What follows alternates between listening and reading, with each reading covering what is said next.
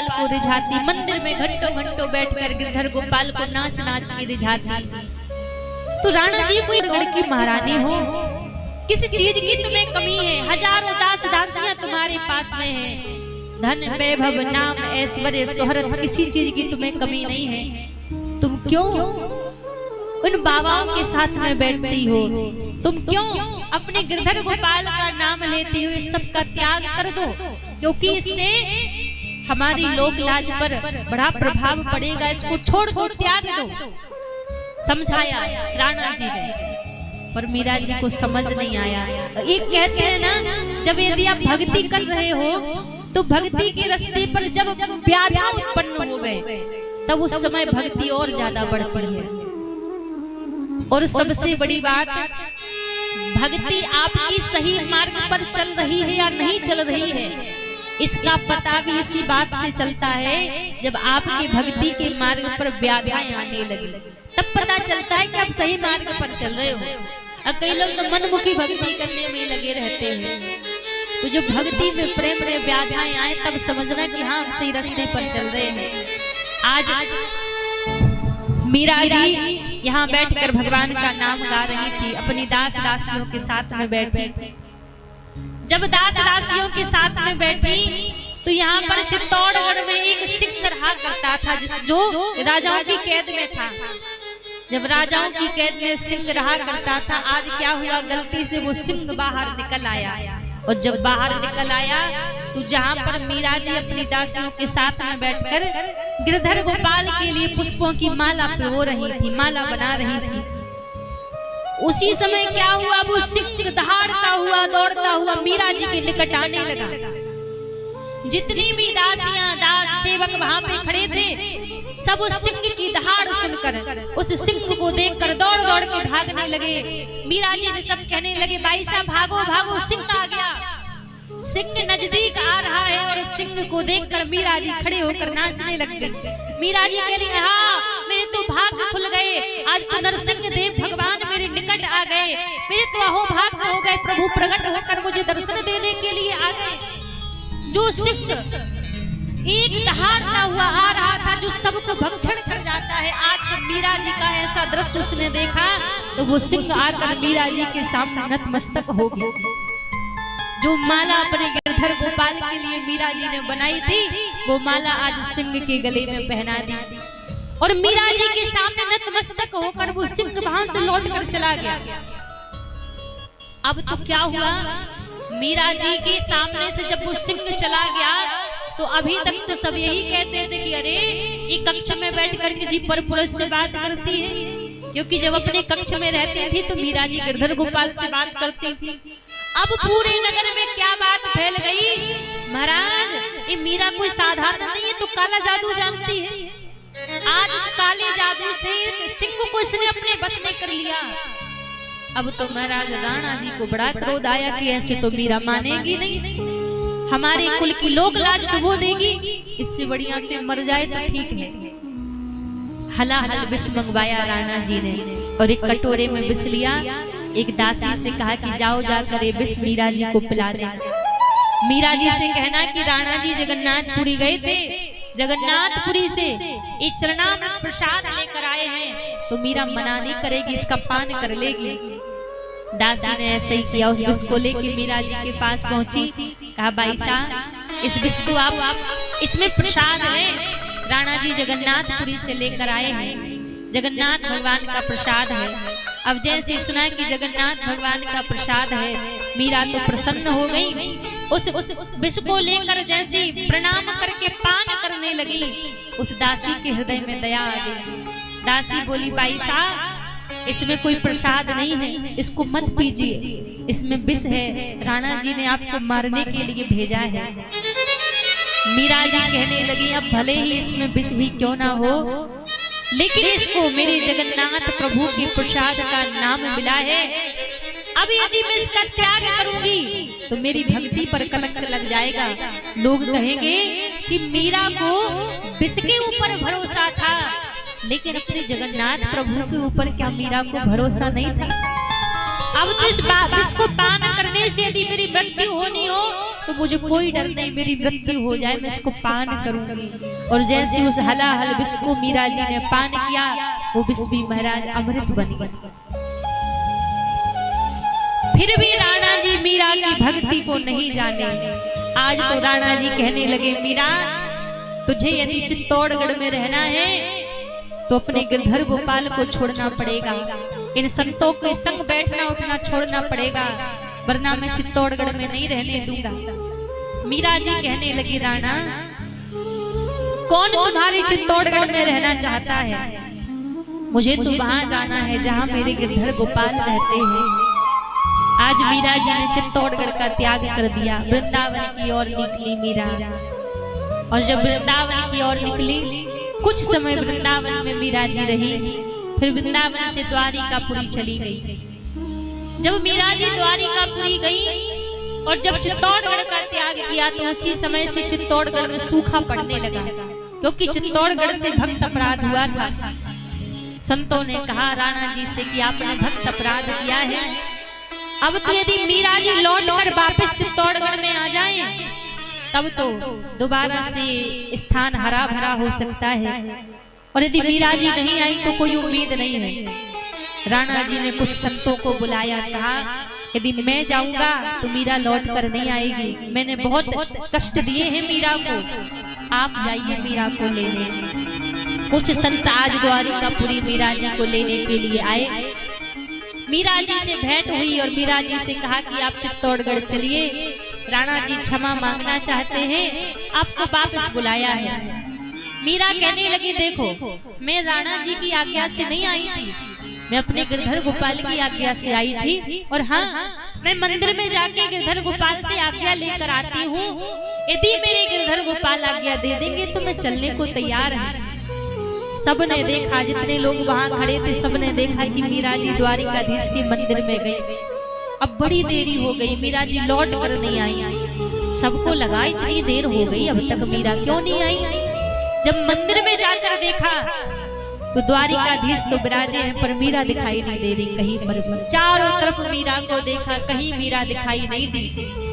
लेकिन जब नजदीक से द्वारिकाधीश को निहारा, देखा तो जो वस्त्र मीरा जी ने पहन रखे थे, द्वारिकाधीश के मुख में से उस मीरा जी की उस चुनरी का एक कोर बाहर निकला हुआ था। उस कोर से सबको पता लगा कि मीरा जी कहीं गई नहीं है, मीरा जी तो सह शरीर गिरधर गोपाल के अपने हृदय में विराजित हो गई। भगवान ने अपने हृदय में मीरा जी को स्थान दिया है। मीरा जैसे भक्त कभी मरते नहीं है महाराज, ये तो अमर ही रहते हैं। और मीरा जी के होने का तो हमारे ब्रज के भक्तों ने, कई भक्तों ने अनुभव ऐसा किया है कि जब भक्तमाल की कथा होती है तो कई बार उनको ऐसा अनुभव हुआ है कि उन्होंने मीरा जी को बैठा हुआ देखा है कथा में। कई संतों ने अनुभव किया है। तो ऐसा दिव्य मीरा जी का जीवन रहा। तो मीरा जी की भक्ति गिरिराज पर्वत के नीचे से ही प्रारंभ हुई थी। प्रथम बार यहीं पर भगवान के मीरा जी ने दर्शन किए थे पूर्व जन्म में, जब माधवी सखी के रूप में प्रकट हुई। तो यहीं से मीरा जी की भक्ति प्रारंभ हुई। 7 दिन 7 रात्रि ठाकुर जी ने अपनी एक उंगली पर गिरिराज पर्वत को धारण कर रखा। 7 दिन बाद मेघमालाएं लौट कर चली गई और अब इंद्र ने सोचा कि जाकर देखूं तो सही, ब्रज पूरा बह गया होगा। और जब आकर देखा तो ब्रज मंडल में धूल उड़ रही है। आकर भगवान से क्षमा मांगी, 16 श्लोकों में भगवान की स्तुति की। भगवान ने इंद्र को क्षमा कर दिया। अब यहाँ पर महाराज कार्तिक का महीना आया और कार्तिक के महीने में समस्त गोपिकाएं यमुना में स्नान करती और यमुना में स्नान करके माँ कात्यायनी का पूजन करने के लिए जाती और माता कात्यायनी से वरदान मांगती। कात्यायनी महामाये महायोगींधीश्वरी नंद गोप सुतम देवम पति में कुर्ते नमः। वरदान मांगती कि मुझे नंद के कुमार पति रूप में प्राप्त हो। लेकिन जब गोपियां स्नान करती तो निर्वस्त्र होकर स्नान करती और महाराज ठाकुर जी ने रोका पर गोपियां नहीं मानी। तो भगवान ने यहाँ पर गोपियों के संग में चीर हरण लीला की। अब चीर हरण का देखिए अर्थ जानिए। कई लोग कहते हैं ना कि भगवान कैसे थे, भगवान ने तो चीर चुराया। चीर हरण लीला का पहले भाव समझिए। भगवान ने गोपियों के कोई वस्त्र नहीं चुराए, भगवान ने गोपियों के कोई वस्त्र रूपी चीर नहीं चुराया। तो कौन सी चीर का हरण किया फिर? जो आत्मा और परमात्मा के बीच में जो माया रूपी पर्दा पड़ा रहता है, आज चीर के रूप में प्रभु ने वो आत्मा और परमात्मा के बीच का पर्दा हटा दिया। तभी यहाँ गोपी कृष्ण का मिलन हुआ। तो भगवान ने उस माया रूपी पर्दे को हटा दिया। आजकल देखो लोगों की मानसिकता जानते हैं, लोग कहते हैं कैसे आपके भगवान हैं, इन्होंने चीर चुराया, गोपियों के वस्त्र चुराए। ऐसे जो लोग ऐसा कहते हैं ना, इतने से पता चलता है कि इनकी सोच कितनी गिरी हुई है, इनकी मानसिकता से कितने नीचे गिरे हुए लोग हैं। जरा विचार करो, 7 वर्ष का चीर चुराने वाला कन्हैया सबको याद है। जब ठाकुर जी ने चीर चुराया था, 7 वर्ष की आयु थी ठाकुर जी की। 7 वर्ष का चीर चुराने वाला कन्हैया सबको याद है, पर 16 वर्ष का चीर बढ़ाने वाला कन्हैया किसी को याद नहीं है। जब ठाकुर जी ने बीच सभा में द्रौपदी निर्वस्त्र हो रही थी, तब तो भगवान की युवावस्था थी। वहां पर ठाकुर जी ने चीर बढ़ाया, वस्त्र को बढ़ाए द्रौपदी के। वो कोई नहीं कहता कि भगवान ने वस्त्र भी तो बढ़ाए थे, पर 7 वर्ष का चीर चुराने वाला कन्हैया सबको याद है, लेकिन 16 वर्ष का चीर बढ़ाने वाला कन्हैया किसी को याद नहीं है। इतने से ही पता चलता है कि लोगों की मानसिकता कैसी है। भगवान ने गोपियों से कहा कि मैं आपके मनोरथ को पूरा करूंगा। पुनः फिर गोपियां मां कात्यायनी की आराधना के लिए गई और फिर वही वरदान मांगा, कात्यायनी महामाये महायोगेंधीश्वरी नंद गोप सुतम देवम पति में कुरते नमः। पुनः वही वरदान मांगा। यहाँ पर भगवान निरंतर अपनी लीलाएं कर रहे हैं और लीलाएं कर करके समस्त ब्रजवासियों को प्रभु आनंद प्रदान कर रहे हैं। आज क्या हुआ, ठाकुर जी गौचारण लीला के लिए गए, और जब गौचारण लीला के लिए प्रभु गए तो ठाकुर जी का स्वभाव था कभी अपने घर से भोजन लेकर नहीं जाते थे। समस्त ग्वाल बालों के संग में बैठकर ठाकुर जी उनके घर से जो भोजन आता था उसी को पाया करते थे। ठाकुर जी के जितने भी सखा हैं, इनमें जो सबसे गरीब है वो मधुमंगल है। प्रेम बहुत करते हैं मधुमंगल कन्हैया से। रोज विचार करते कि आज मैं अपने घर को भोजन कन्हैया को कराऊंगा, लेकिन गरीब है तो व्यवस्था नहीं हो पाती। आज सारे ग्वाल बाल बैठे हैं, बीच में ठाकुर जी बैठे हैं। ठाकुर जी बोले, भैया आज तो मैं भोजन करूंगा, या मधुमंगल के घर को भोजन करूंगा, वरना मैं भोजन नहीं करूंगा। मधुमंगल तुरंत उठे, बोले, लाला मैं अभी घर जाके तेरे ताई भोजन लेके आऊंगा। और दौड़े दौड़े मधुमंगल अपनी मैया के पास गए, बोले, मैया घर में कुछ भोजन हो गए तो कन्हैया के ताई दे दो। आज सब सखन की मध्य कन्हैया ने मोते कही है, मैं तो आज मधुमंगल के घर को भोजन करूंगा। इनकी मैया बोली, लाला घर में तो कछु है ना, तो को भरोसा नहीं, तो जाके देख लीजिए कछु मिल जाए सो ले जाओ। मधुमंगल जैसे घर में गए तो 2 दिन की बासी कड़ी रखी हुई थी, उसी कड़ी के माट को उठाया और दौड़ पड़े जहाँ कुंजन में ठाकुर जी बैठे हैं। अब कुंज में एक लटा की ओट में ठाकुर जी बैठे, इधर मधुमंगल खड़े हैं। अब मधुमंगल को एकदम से विचार आया, अरे मेरो कन्हैया तो माखन मिश्री खाए वे बारो है, और आज पहली बार कन्हैया ने मुझसे भोजन मांगे, और मैं अपने कन्हैया को जी बासी खट्टी कड़ी खवाऊंगा। यदि कन्हैया के पास ले गए हो तो माने वो ना जी कड़ी को खाएगो, कहा करूं। जितनी भी कड़ी लेके आए थे जल्दी जल्दी सारी कड़ी खुद पान कर गए मधुमंगल, कुछ कड़ी गालों पर लग गई। अब इतने में ग्वाल बालों की नजर पड़ी, सब कहने लगे, अरे ये तो हमारा मधुमंगल है, देख छिपके भोजन कर रहे हो है। सारे ग्वाल बाल आए, ग्वाल बाल बोले, भैया मधुमंगल तू तो कन्हैया के ताई भोजन लेवे गयो और सारा भोजन अकेले नहीं कर लियो। मधुमंगल बोले, लाला क्षमा करियो, आज मुझको बड़ी भूख लगी तो सारा भोजन मैंने कर लियो, लेकिन कल मैं पक्का कन्हैया की ताई कछु भोजन लेके आऊंगो। ठाकुर जी बोले मधुमंगल मैंने तो पहले ही कही कि मैं भोजन करूंगो, तो आज मधुमंगल के घर को करूंगो, वरना मैं भोजन नहीं करूंगो। मधुमंगल बोले अब तो कछु बचो ही नहीं, कहाँ पाओगे। ठाकुर जी मधुमंगल के पास पहुंचे और बोले मेरे ताई तो खूब भोजन बचो है। आज जो मधुमंगल के गालों पर कड़ी लगी थी, ठाकुर जी उस कड़ी को चाटने लगे। सारे ग्वाल वाली दृश्य देखकर भाव विभोर हो गए, हमारो लाला कितनो प्रेम करे हमसे। यही दृश्य ऊपर से ब्रह्मा जी देख रहे थे।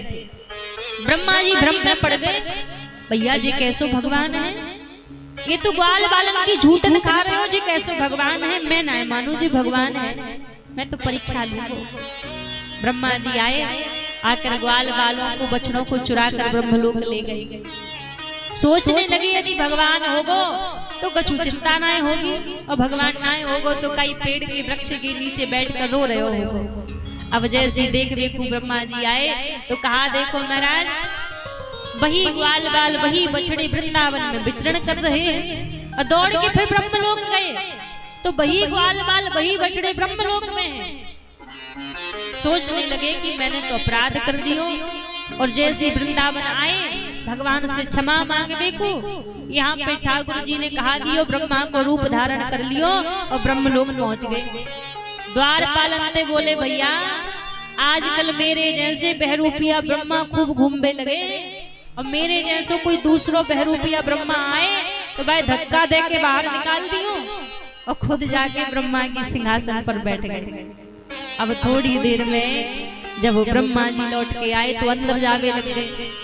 अब जैसे अंदर को जावे लग गए तो द्वारपालन ने धक्का दे दिया, अरे कहाँ चले जा रहे हो। ब्रह्मा जी बोले बावरे है गए हो, मैं या ब्रह्मलोक को राजा ब्रह्मा अपने महलन में अंदर जा रहे हो। अब जैसे गई तो द्वारपाल बोले अच्छो भैया ब्रह्मा जी तुम्हारे जैसे बहरूपिया ब्रह्मा खूब घूमे, हमारे ब्रह्मा जी तो अंदर महलन में बैठे हैं। अब ब्रह्मा जी विचार करने लग गए भैया मोको नकली ब्रह्मा बतावे वारो असली ब्रह्मा कौन सो आ गए, जब मैं उसे दर्शन करूं। और जैसे नेत्र बंद करके देखो सो वही काली कमली वाला मुरली मनोहर ब्रह्मा जी की सिंहासन पर बैठा हुआ है। ब्रह्मा जी बोले भैया मैंने मान लियो कि मैं नकली ब्रह्मा हूँ, एक बार अपने असली ब्रह्मा को बुलाए दो हम दर्शन कर ले। द्वारपाल बोले हम अभी लेके आते हैं, तुम अंदर मत हो यहाँ पर खड़े रहियो। और जैसे द्वारपाल ठाकुर जी को अंदर ले गए, ठाकुर जी फिर गए, फिर वृंदावन आ गए। और फिर जब वृंदावन आए तो ब्रह्मा जी दोबारा फिर वृंदावन आए, साष्टांग लेटकर ठाकुर जी को प्रणाम किया, ठाकुर जी से क्षमा मांगी। 32 श्लोकों में ब्रह्मा जी ने भगवान की स्तुति गाई, लेकिन ब्रह्मा जी से प्रभु प्रसन्न नहीं हुए। अच्छा एक बार विचार करो, इंद्र की गलती बड़ी थी या ब्रह्मा की गलती बड़ी है? गलती तो इंद्र की बड़ी थी। इंद्र ने तो सब ब्रजवासियों को मारने को प्रयास किया, पर ब्रह्मा ने तो कुछ दिन के लिए केवल ब्रजवासियों को चुराया था, तो गलती तो इंद्र की बड़ी थी। पर इंद्र से भगवान प्रसन्न हो गए, इंद्र को वरदान दे दियो, और आज भगवान ब्रह्मा जी से क्रोधित है गए। क्यों? क्योंकि ठाकुर जी कहते हैं भले ही इंद्र ने ब्रजवासियों को मारवे के बहाने पर ठाकुर जी के निकट कर दिया, और आज भले ही ब्रह्मा जी ने ब्रजवासियों को चुराया था पर कुछ समय के लिए भगवान से दूर कर दिया। और ठाकुर जी स्वयं कहते हैं ब्रजवासी वल्लभ सदा मेरे जीवन प्राण, इनको नहीं विसारी हो मोहे नंद बाबा की आया। मेरे ब्रजवासी मोको प्राणों से भी ज्यादा प्रिय हैं। हमारे ब्रज में कहते हैं यदि किसी एक ब्रजवासी ने भी आपको स्वीकार कर लिया तो भरोसा मानिए कि आपको ठाकुर जी ने स्वीकार कर लिया, क्योंकि ठाकुर जी कहते हैं मेरे ब्रजवासी मेरे प्राण धन हैं। ठाकुर जी को ब्रजवासियों से बड़ा प्रेम है। तो आज ब्रह्मा से क्रोधित हो गए, ब्रह्मा को क्षमा ना किया प्रभु ने। अब ब्रह्मा के मान को भगवान ने तोड़ा। ब्रह्मा को जो अभिमान था उस मान को प्रभु ने तोड़ दिया। अब यहाँ पर धीरे धीरे आज शरद पूर्णिमा की रात्रि आई और सारी शरद पूर्णिमा की रात्रि में बंसी बट पर बैठकर ठाकुर जी बंसी वादन कर रहे हैं। और जब प्रभु बंसी वादन कर रहे थे तो जिस भी गोपी के कान में भगवान की बंसी की धुन जाती उस गोपी को यही लगता कि ठाकुर जी हमारा नाम लेकर हमें बुला रहे हैं। जो भी गोपी जिस कार में लगी हुई थी वो सारा कार छोड़कर बंसी बट की ओर भागने लगी। सारी गोपियां एकत्रित होकर बंसी बट पर पहुंची। ठाकुर जी ने पहले तो स्वागत किया, स्वागतम को महाभागा, पधारिए, स्वागत है आपका। और एक ही क्षण में कहने लगे, अरे गोपिकाओं, तुम इतनी रात्रि में या निर्जन वन में काई को आई हो? अब विचार करो, कोई व्यक्ति पहले आपको आमंत्रण देके बुलावे और जब आप उसके आमंत्रण पर उसके पास पहुंच जाओ, अगले ही क्षण पूछ में लग जाए कि क्यों आए हो, क्या काम है, कितना बुरा लगेगा। आज ठाकुर जी ने यही किया, पहले बांसुरी बजाकर सारी गोपियों को बुलाया और जो गोपियां पहुंच गई तो पूछने लगे, इतनी रात्रि में या निर्जन वन में काई को आई हो? तुम पतिव्रता नारी हो और पतिव्रता नारी रात्रि के समय घर में ही शोभा देती है। आप लौट जाओ, आप लौट कर नहीं जाओगे तो अपराध लगेगा, पाप लगेगा, इसलिए लौट के चली जाओ। जैसे ही कहा कि लौट के चली जाओ, गोपियां कहने लगी, प्रभु आप हमें पातिव्रत धर्म के बारे में बता रहे हैं, हमारा एक प्रश्न आपसे है, आप हमें उस प्रश्न का उत्तर दे दीजिए, फिर आप कहेंगे तो हम लौट के चली जाएंगे। ठाकुर जी बोले, पूछो। गोपियां कहने लगी, एक स्त्री थी जो अपने पति को ही सर्वस्व मानती, अपने पति को ही भगवान मानती, पति का मुख देखे बगैर जलपान भी नहीं करती। अब एक दिन किसी कामवश उसके पति को परदेश जाना पड़ा तो गोपी कहने लगी कि आपको देखे बगैर तो मैं जलपान भी नहीं करती हूँ, मैं कैसे रहूंगी। उसके पति ने एक मिट्टी की मूर्ति बनाकर उसको दे दी और कहा, जब तक मैं लौट कर ना आऊं इस मिट्टी के पति का पूजन करना, यही मानना कि मैं ही हूँ। पति परदेश चला गया। अब इसका नियम था, जब भी अपने घर में उस मिट्टी के पति का पूजन करने के लिए बैठती तो घर के द्वार बंद करके बैठती। अब एक दिन उसी समय ये पूजन करने के लिए बैठी और तभी इसका पति लौट कर आ गया, द्वार पे खड़ा है, आवाज लगा रहा, द्वार खोलो, द्वार खोलो। अभी सोच में पड़ी है, यदि मैं पूजा से उठी तो भी मेरा पतिव्रत धर्म नष्ट होगा और यदि जाके मैंने द्वार नहीं खोला तो भी मेरा पतिव्रत धर्म नष्ट होगा, मैं करूं तो क्या करूं। गोपियां कहने लगी, कन्हैया आप बताओ उस नारी को क्या करना चाहिए। ठाकुर जी बोले, जी कछु पूछवे की बात थोड़ी ना है, जब साचो पति द्वार पे खड़ो है तो जाके सीधे द्वार खोल देना चाहिए, फिर घर में बैठे मिट्टी के पति का क्या पूजन करना। गोपियां कहने लगी, कन्हैया यही तो हम आपसे कहना चाहती है, जब आप हमारे साचे पति हमें मिल चुके हैं तो हम घर में बैठे मिट्टी के पति का क्या पूजन करें। ऐसे बर को क्या बरू जो जन्मे और मर जाए, बर बरिए गोपाल जो चुड़लो मर कर जाए। हमारे साचे पति तो भगवान ही है, हम सब उनकी नारियां हैं। अब भगवान को लगा कि ये मानेगी नहीं, इनकी मनोरथ को पूरा करना पड़ेगा। भगवान ने रास प्रारंभ कर दिया और जैसे प्रभु ने रास प्रारंभ कर दिया उसी बीच गोपियों के मन में अभिमान आ गया। और जब गोपियों के मन में अभिमान आ गया तो गोपियां के बीच से ठाकुर जी राधा रानी को लेकर चले गए। जब ठाकुर जी गोपियों के बीच से राधा रानी को लेकर चले गए तब गोपियों को सुध आई कि प्रभु हमें छोड़कर चले गए हैं। अब जगह जगह जाके गोपियां रुदन करने लगी, ठाकुर जी को ढूंढने लगी, लेकिन कहीं भी प्रभु नहीं मिले। अब गोपियों की स्थिति ऐसी हो गई कि एक पल और प्रभु नहीं आए तो अपने प्राण त्याग देंगे। तब रोते रोते गोपियों ने गोपी गीत का गायन किया। जयति तेदिकम जन्मना प्रजा श्रेयते इंदिरा सास बिदद्रहि। गोपी गीत का गायन करती है और भगवान से कहती है, हे नाथ आपकी सदा ही जय हो, आपकी सदा ही जय हो। आपने तो अनुग्रह हमारे ऊपर किया था, लेकिन हम उस अनुग्रह को समझ ना सके। हमारे मन में अभिमान आ गया, इसलिए आप हमें छोड़कर चले गए। लेकिन हाँ, अभी आप कह रहे थे ना कि हम अपने घर चली जाएं, वरना हमें पाप लगेगा, हम पतिव्रता नारी हैं। पर अब हम आपसे कहते हैं, आप यदि लौट कर नहीं आए ना तो आपको पाप लगेगा, क्योंकि आप हमारा वध करके गए हैं। नेह किम बधा। किसी को तलवार से मार देना ही मारना नहीं होता, बंदूक चला के जहर दे के किसी को मार देना ही मारना नहीं होता। किसी के साथ नेह लगा के, प्रेम लगा के उसका त्याग कर देना, उसको छोड़ देना भी उसकी मृत्यु के समान होता है, उसके वध के समान होता है। तो गोपियां कह रही हैं, आपने पहले तो नेह लगाया हमसे और अब हमें छोड़कर चले गए, आए नहीं तो आपको पाप लगेगा, आप हमारा वध करके गए हैं।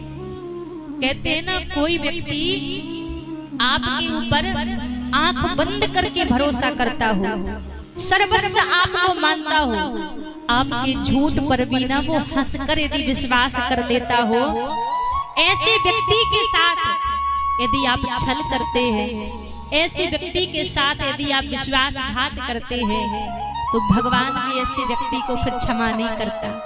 किसी ने निस्वार्थ प्रेम आपसे किया है, उसके बदले में आपने उसको रुला दिया महाराज, उसका विश्वास तोड़ दिया, तो वो भी उसकी मृत्यु के बराबर ही हो गया। ये गोपी गीत में गोपियां कह रही हैं, आप नेह लगा के छोड़ कर गए हैं और आए नहीं तो आपको पाप लगेगा। अब स्थिति ऐसी है कि मानो एक ही पल में गोपियां प्राण त्याग देंगी। अब ठाकुर जी को लगा कि अब यदि मैं नहीं गया तब गोपियां प्राण छोड़ देंगी। उसी समय ठाकुर जी समस्त गोपियों के मध्य प्रकट हो गए। अब एक एक गोपी है, एक एक कन्हैया है और बड़ा सुंदर महारास यहाँ पर प्रारंभ हुआ। अच्छा, कौन कौन महारास में चलना चाहता है? सभी चलना चाहते हैं? तो आइए सभी मन से महारास की ओर प्रवेश करेंगे। और आज हम सबके बीच में बड़ा सुंदर भगवान का मयूर नृत्य और महारास का दर्शन हम सभी को करने के लिए मिलेगा। तो आइए मन से सभी महारास में प्रवेश करते हैं।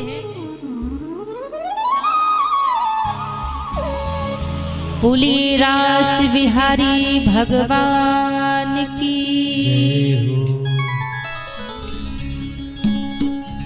श्याम चंदा है श्यामा चकोरी, श्याम चंदा है श्यामा चकोरी, बड़ी सुंदर है दोनों की जोड़ी। चंदा है श्यामा चकोरी, बड़ी सुंदर है दोनों की जोड़ी। श्याम चंदा है श्यामा चकोरी, बड़ी सुंदर है दोनों की जोड़ी। श्याम चंदा है श्यामा चकोरी, बड़ी सुंदर है दोनों की जोड़ी। बड़ी सुंदर है दोनों की जोड़ी। ये बड़ी सुंदर है दोनों की जोड़ी। बड़ी सुंदर है दोनों की जोड़ी। ये बड़ी सुंदर है दोनों की जोड़ी। श्याम चंदा है श्यामा चकोरी, बड़ी सुंदर है दोनों की जोड़ी। ये श्याम चंदा है श्यामा चकोरी, बड़ी सुंदर है दोनों की जोड़ी।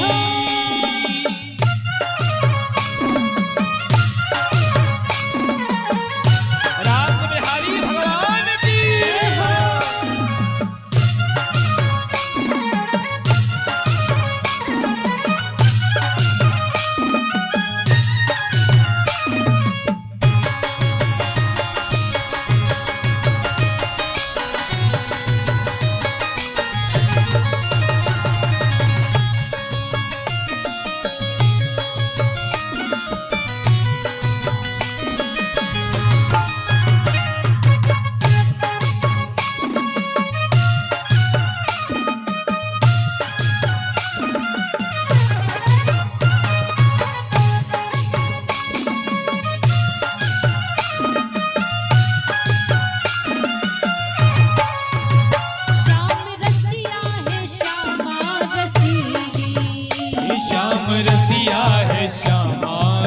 रसीली।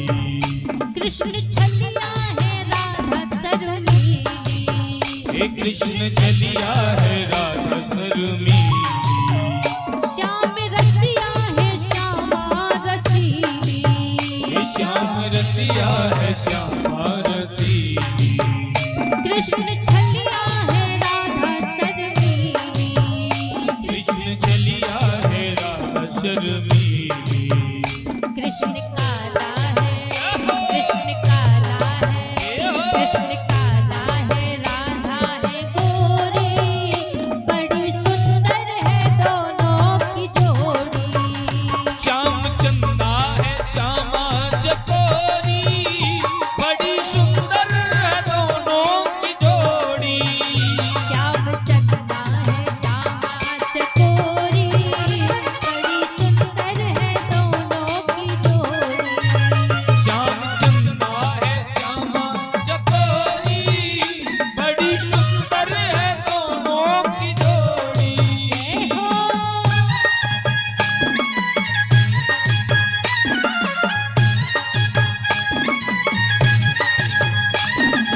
नाच बिहारी भगवान की।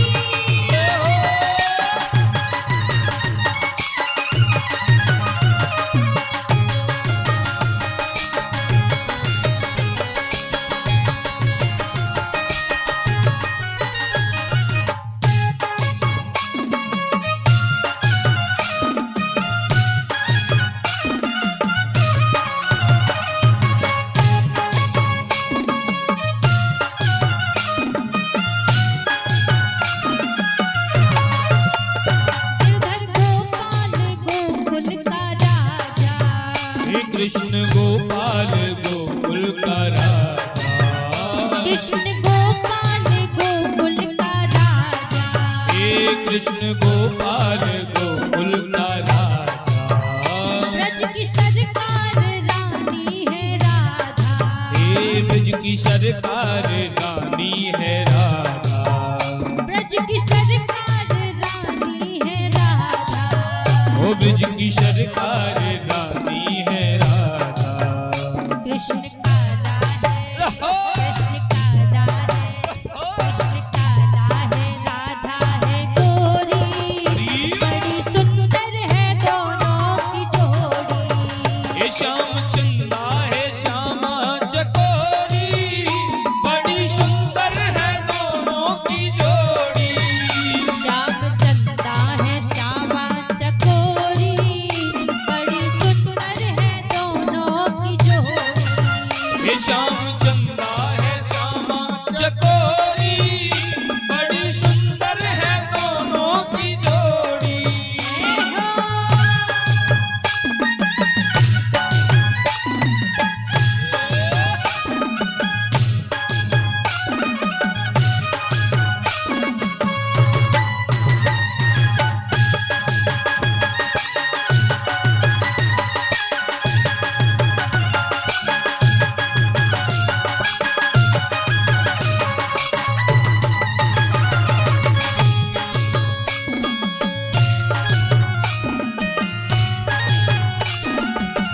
और हम सभी के बीच बड़ा ही सुंदर मयूर भगवान का स्वरूप, एक बार जोरदार तालियों से स्वागत करें। बोल मयूर भगवान की, मयूर भगवान की, विष्णु कन्हैया लाल की।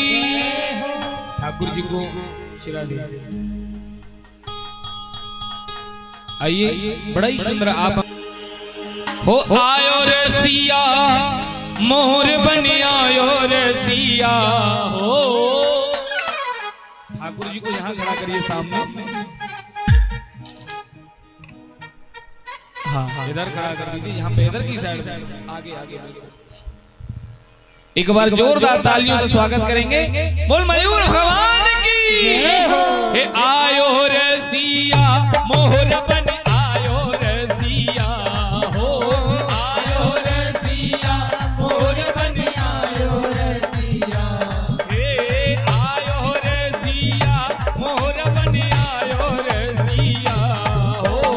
आयो रे सिया, मोहर बन आयो रे सिया।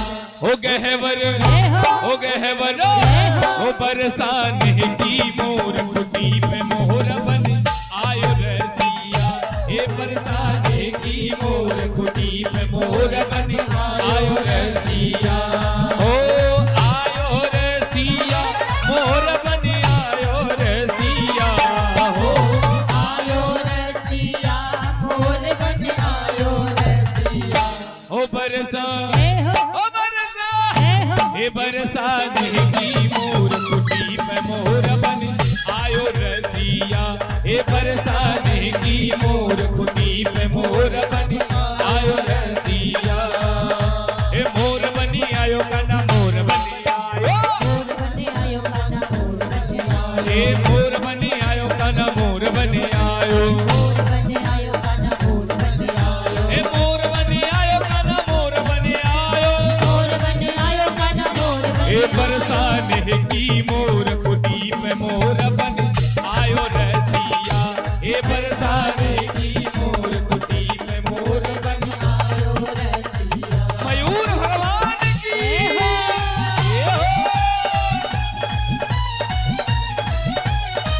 रास बिहारी भगवान की।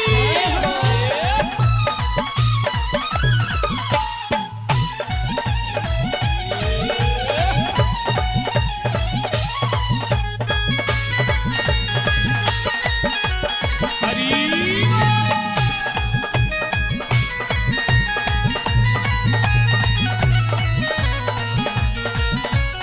एक दिन बोली राधा प्यारी। एक दिन बोली राधा प्यारी। एक दिन बोली राधा प्यारी। एक दिन बोली राधा प्यारी। 2 दिन सोने मिले मुरारी। 2 दिन सोने मिले मुरारी। 2 दिन सोने मिले मुरारी। 2 दिन सोने मिले मुरारी। हे बिना श्याम सुंदर दर्शन के प्यासी अखियां। हे बिना श्याम सुंदर दर्शन की प्यासी अखियाँ। हे गहवर जय हो हो गहवर जय हो। हे गहवर बन की मोर कुटी पे मोर बन आयो रसिया। हे गहवर बन की मोर कुटी पे मोर। बन आयो रसिया। और एक बार सभी दोनों हाथ उठा करके सभी दोनों हाथ लगे। हे मोर बने आयो काना मोर बने आयो। मोर बन आयो काना मोर बन आयो। हे मोर बने आयो काना मोर बने आयो। मोर बन आयो काना मोर बन आयो। हे मोर बने आयो काना मोर बने आयो। मोर बन आयो काना मोर बन हे बरसाने की मोर कुटी पे मोर बन आयो रसिया। ओ बरसाने की मोर कुटी पे मोर। बन आयो। मयूर भगवान की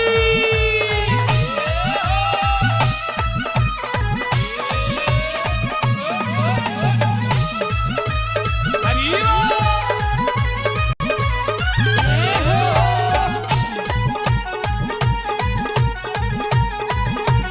रास बिहारी भगवान की।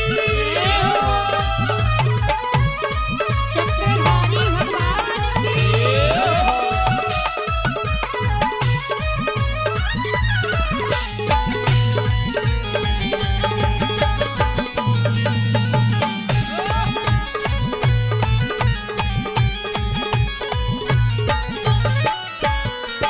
हे मोरा बन गए मदन मुरारी।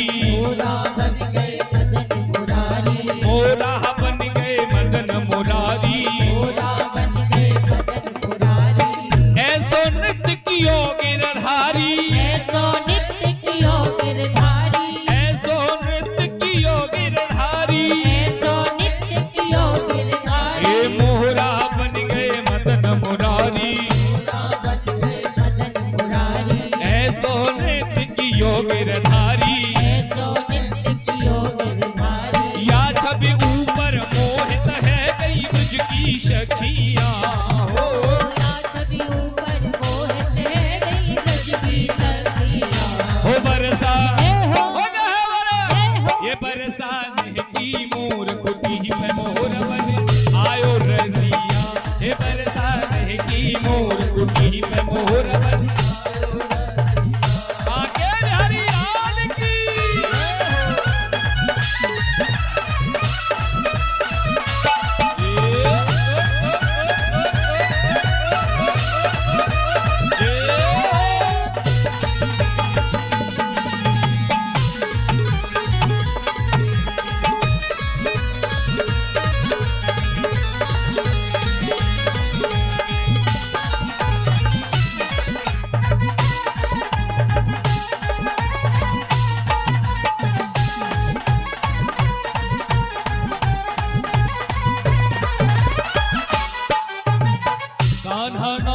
छुम छुम छननन, नाचे झुन झुन छननन, पायल बज रही झुन झुन झननन, रुनक झुनक तेरी बाजे पायलिया, रुनक झुनक तेरी बाजे पायलिया, रुनक झुनक तेरी बाजे पायलिया, झुनक झुनक तेरी बाजे पायलिया, प्रीत की रीत सिखाए बसुरिया, प्रीत की रीत सिखाए बसुरिया, प्रीत की रीत सिखाए बसुरिया, प्रीत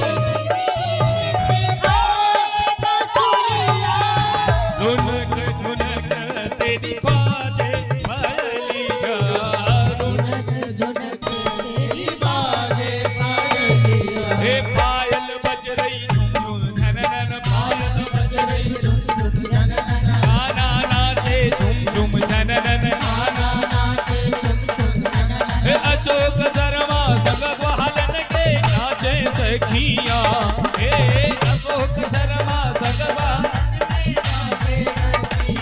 हे गहवर, ओ गहवर, ये बरसाने की मोर कुटी पे मोर बनी आयो रसिया, ये बरसाने की मोर कुटी पे मोर बनी आयो रसिया। और एक बार सभी दोनों हाथ उठाएं, सभी महारास में प्रवेश करेंगे, दोनों हाथ रखे, हो रास रचो है, रास रचो है, यमुना किनारे महारास रचो है,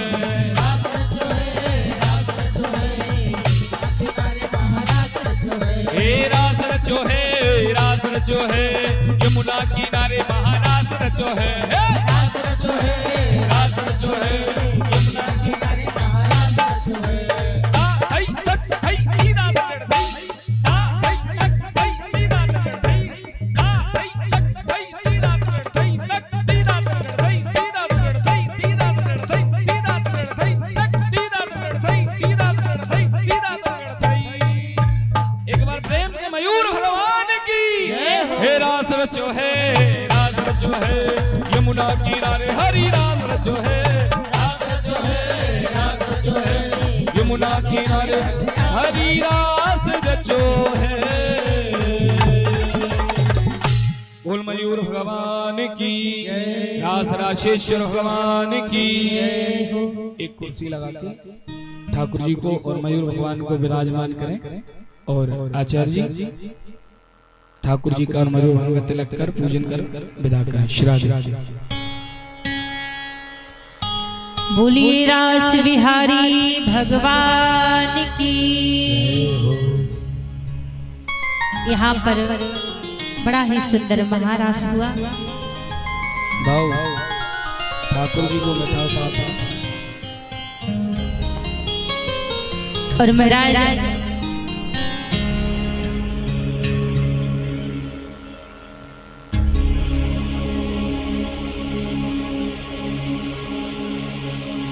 एक बार सभी प्रेम से कहिए राज आएंगे और आकर मयूर भगवान का तिलक पूजन करके उनको विदा करेंगे।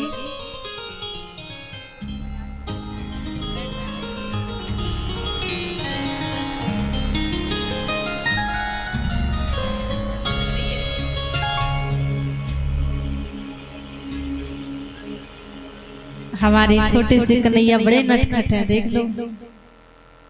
अलग कुर्सी मांग रहे हैं, अलग। हाँ।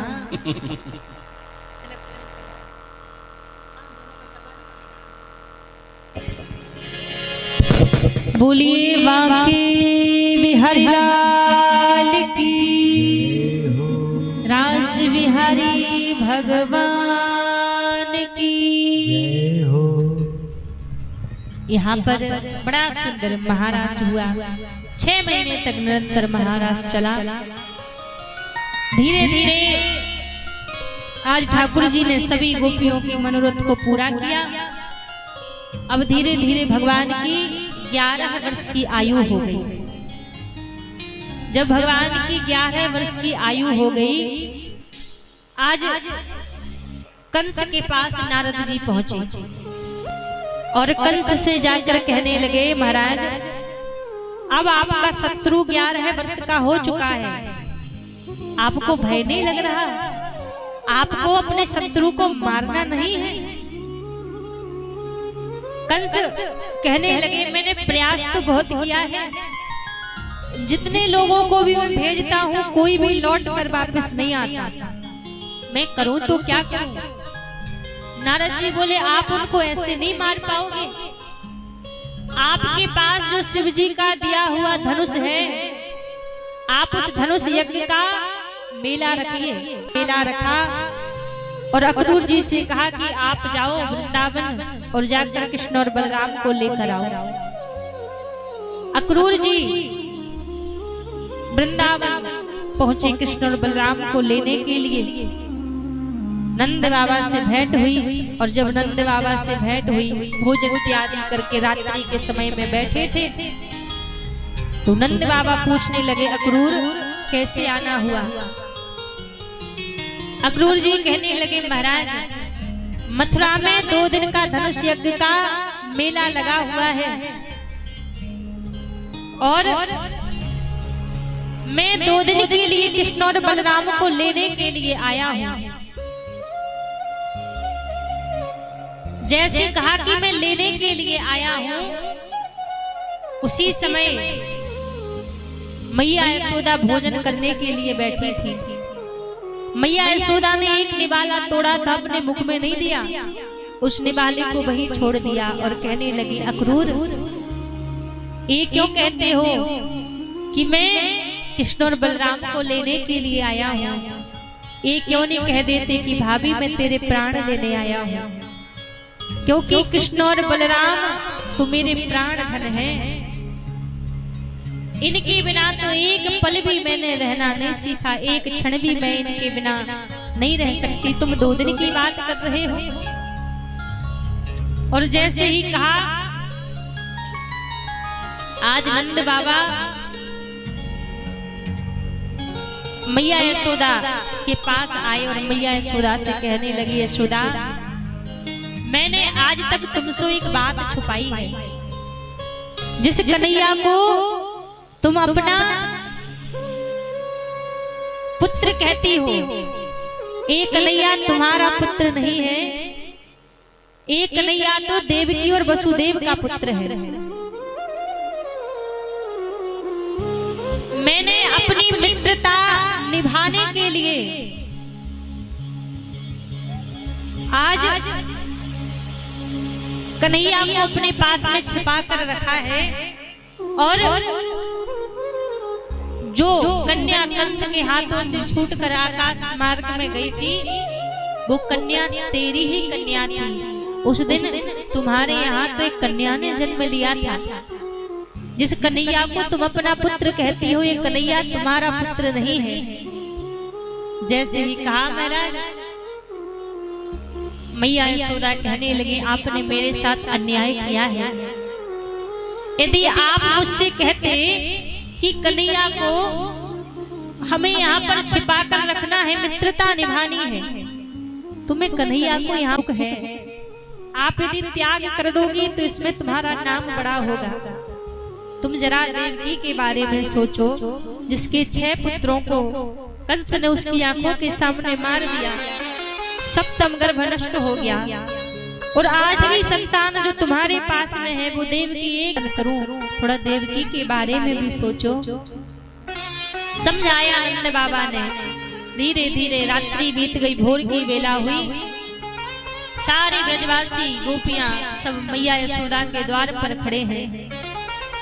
कृष्ण और बलराम आए, आकर रथ में बैठकर जब जाने लगे तो महाराज सारी गोपियां रथ के सामने आकर लेट गई और कहने लगी आपको जाना है तो आप हमारे ऊपर से रथ को चला के जाइए, क्योंकि आपको जाने के बाद तो वैसे भी हमारे इस देह में प्राण नहीं रुकेंगे, इसलिए आप ही हमारे प्राण लेकर जाइए। ठाकुर जी रथ से नीचे उतरे। राजगोपियों के सामने प्रभु ने हाथ जोड़ लिए और समस्त गोपियों से कहने लगे अरे गोपिकाओं, तुमने जितना निश्चल हमसे प्रेम किया है इतना प्रेम कोई नहीं कर सकता। आज तक किसी ने 2 बार मेरा नाम लिया है तो इतना मैंने उसको प्रदान किया है। और तुम जो निस्वार्थ प्रेम मुझसे करती हो, इस प्रेम के बदले में मेरे पास देने के लिए कुछ नहीं है। यदि कुछ दिन और मैं इस ब्रज में रहूंगा तो तुम्हारे प्रेम के कर्ज तले में दब जाऊंगा, इसलिए मुझे जाने दो। तब तक एक गोपी कहने लगी, अरे गोपी काहे को आए रोक रही हो? जब या कन्हैया को हमसे दूर रहने में सुख है तो या के सुख में काहे को बाधा उत्पन्न कर रही हो? क्योंकि प्रेम का दूसरा नाम त्याग है। जहाँ त्याग की भावना ना हो वहाँ प्रेम भी नहीं हो सकता। सारी गोपियां उठकर खड़ी हो गई। ठाकुर जी जाने लगे। जाते जाते छोटे छोटे ग्वाल बाल पूछने लगे, लाला जे तो बता दो कब आओगे लौट के? ठाकुर जी ने वैसे कह दिया कि परसों आ जाएंगे। और जब परसों की कही तो गोपियों के मन में थोड़ी सी धैर्य बन गई। ठाकुर जी चले गए, मथुरा पहुंचे। मथुरा में जाके सबसे पहले एक धोबी के ऊपर कृपा की, दर्जी के ऊपर कृपा की, एक माली के ऊपर प्रभु ने कृपा की, फिर कुब्जा के ऊपर कृपा की, फिर एक कुबलिया पीड़ नामक हाथी का प्रभु ने उद्धार किया। और धनुष यज्ञ में प्रभु पहुंचे। आज जो शिव जी का दिया हुआ धनुष था उस धनुष को प्रभु ने तोड़ दिया।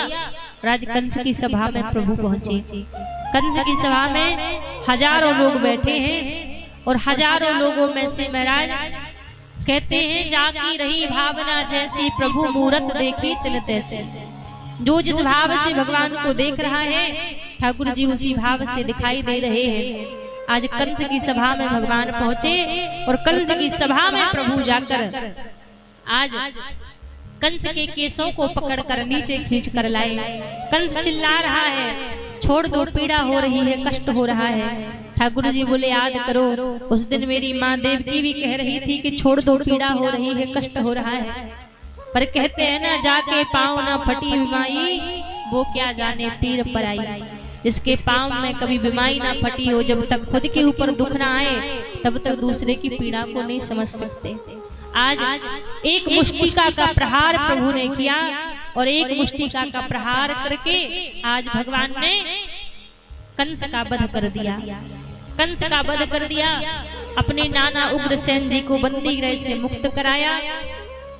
और जो कुछ ब्रजवासी साथ में आए थे वो ब्रजवासी लौट कर वापस चले गए। अवंतिकापुरी गए प्रभु। कुछ समय में ही अवंतिकापुरी से विद्या अध्ययन करके प्रभु लौट कर आ गए। अच्छा, यहाँ पर एक हमारे मथुरा में जो कुब्जा और कृष्ण का मंदिर है, कई लोगों ने शायद दर्शन भी किए होंगे जो गए होंगे। तो उस मंदिर की एक मान्यता है, अभी स्मरण आया इसलिए बता रहे हैं। उस मंदिर की एक मान्यता है कि किसी के तन में कोई भी शारीरिक परेशानी हो, किसी को कोढ़ हो जाता है, किसी को कोई परेशानी हो जाती है, तो कहते हैं किसी के तन में या मुखमंडल पर, फेस पर, स्किन की जो भी परेशानी किसी को हो, कोई भी दिक्कत हो, कोढ़ की दिक्कत हो, एक और बीमारी चलती है जो सफेद सफेद दाग बन जाते हैं, तो वो परेशानी यदि किसी को हो और ऐसे लोग जाकर यदि कुब्जा और कृष्ण के मंदिर में वहां पर दर्शन करें और वहां पर प्रार्थना करें तो महाराज स्किन से संबंधित जो भी परेशानी हो वो सारी परेशानी वहां पर मिट जाती है। ऐसी उस मंदिर की मान्यता है। क्योंकि कुब्जा कुरूप थी पहले और जब भगवान ने कृपा की तो कुब्जा को सुंदर बना दिया। तो जिसको भी कोई ऐसी परेशानी होती है और वो मथुरा में कुब्जा और कृष्ण के मंदिर में जाके दर्शन करे तो उसके तन में कोई भी ऐसी परेशानी हो, कोई भी ऐसी दिक्कत हो तो वो वहां पे जाकर मिट जाती है। संसार में विश्व में पहला ऐसा मंदिर है जो जिस मंदिर में जाने से सुंदरता मिलती हो। हाँ, मन की सुंदरता हर मंदिर में जाने से मिलती है, लेकिन संसार का विश्व का पहला मंदिर मथुरा में विराजित है कुब्जा और कृष्ण का, जहाँ से जाने से मुखमंडल में अलग ही तेज आता है, अलग ही सुंदरता मिल जाती है वहां जाने से। तो ऐसी महंगी मान्यता है। तो यहाँ ठाकुर जी ने कुब्जा के ऊपर भी कृपा की। फिर महाराज अवंतिकापुरी से जब प्रभु लौट कर आए तो उद्धव जी के द्वारा पत्रिका ब्रजमंडल में भिजवाई और हम उद्धव गोपी संवाद की कथा को कल के सत्र में श्रवण करेंगे।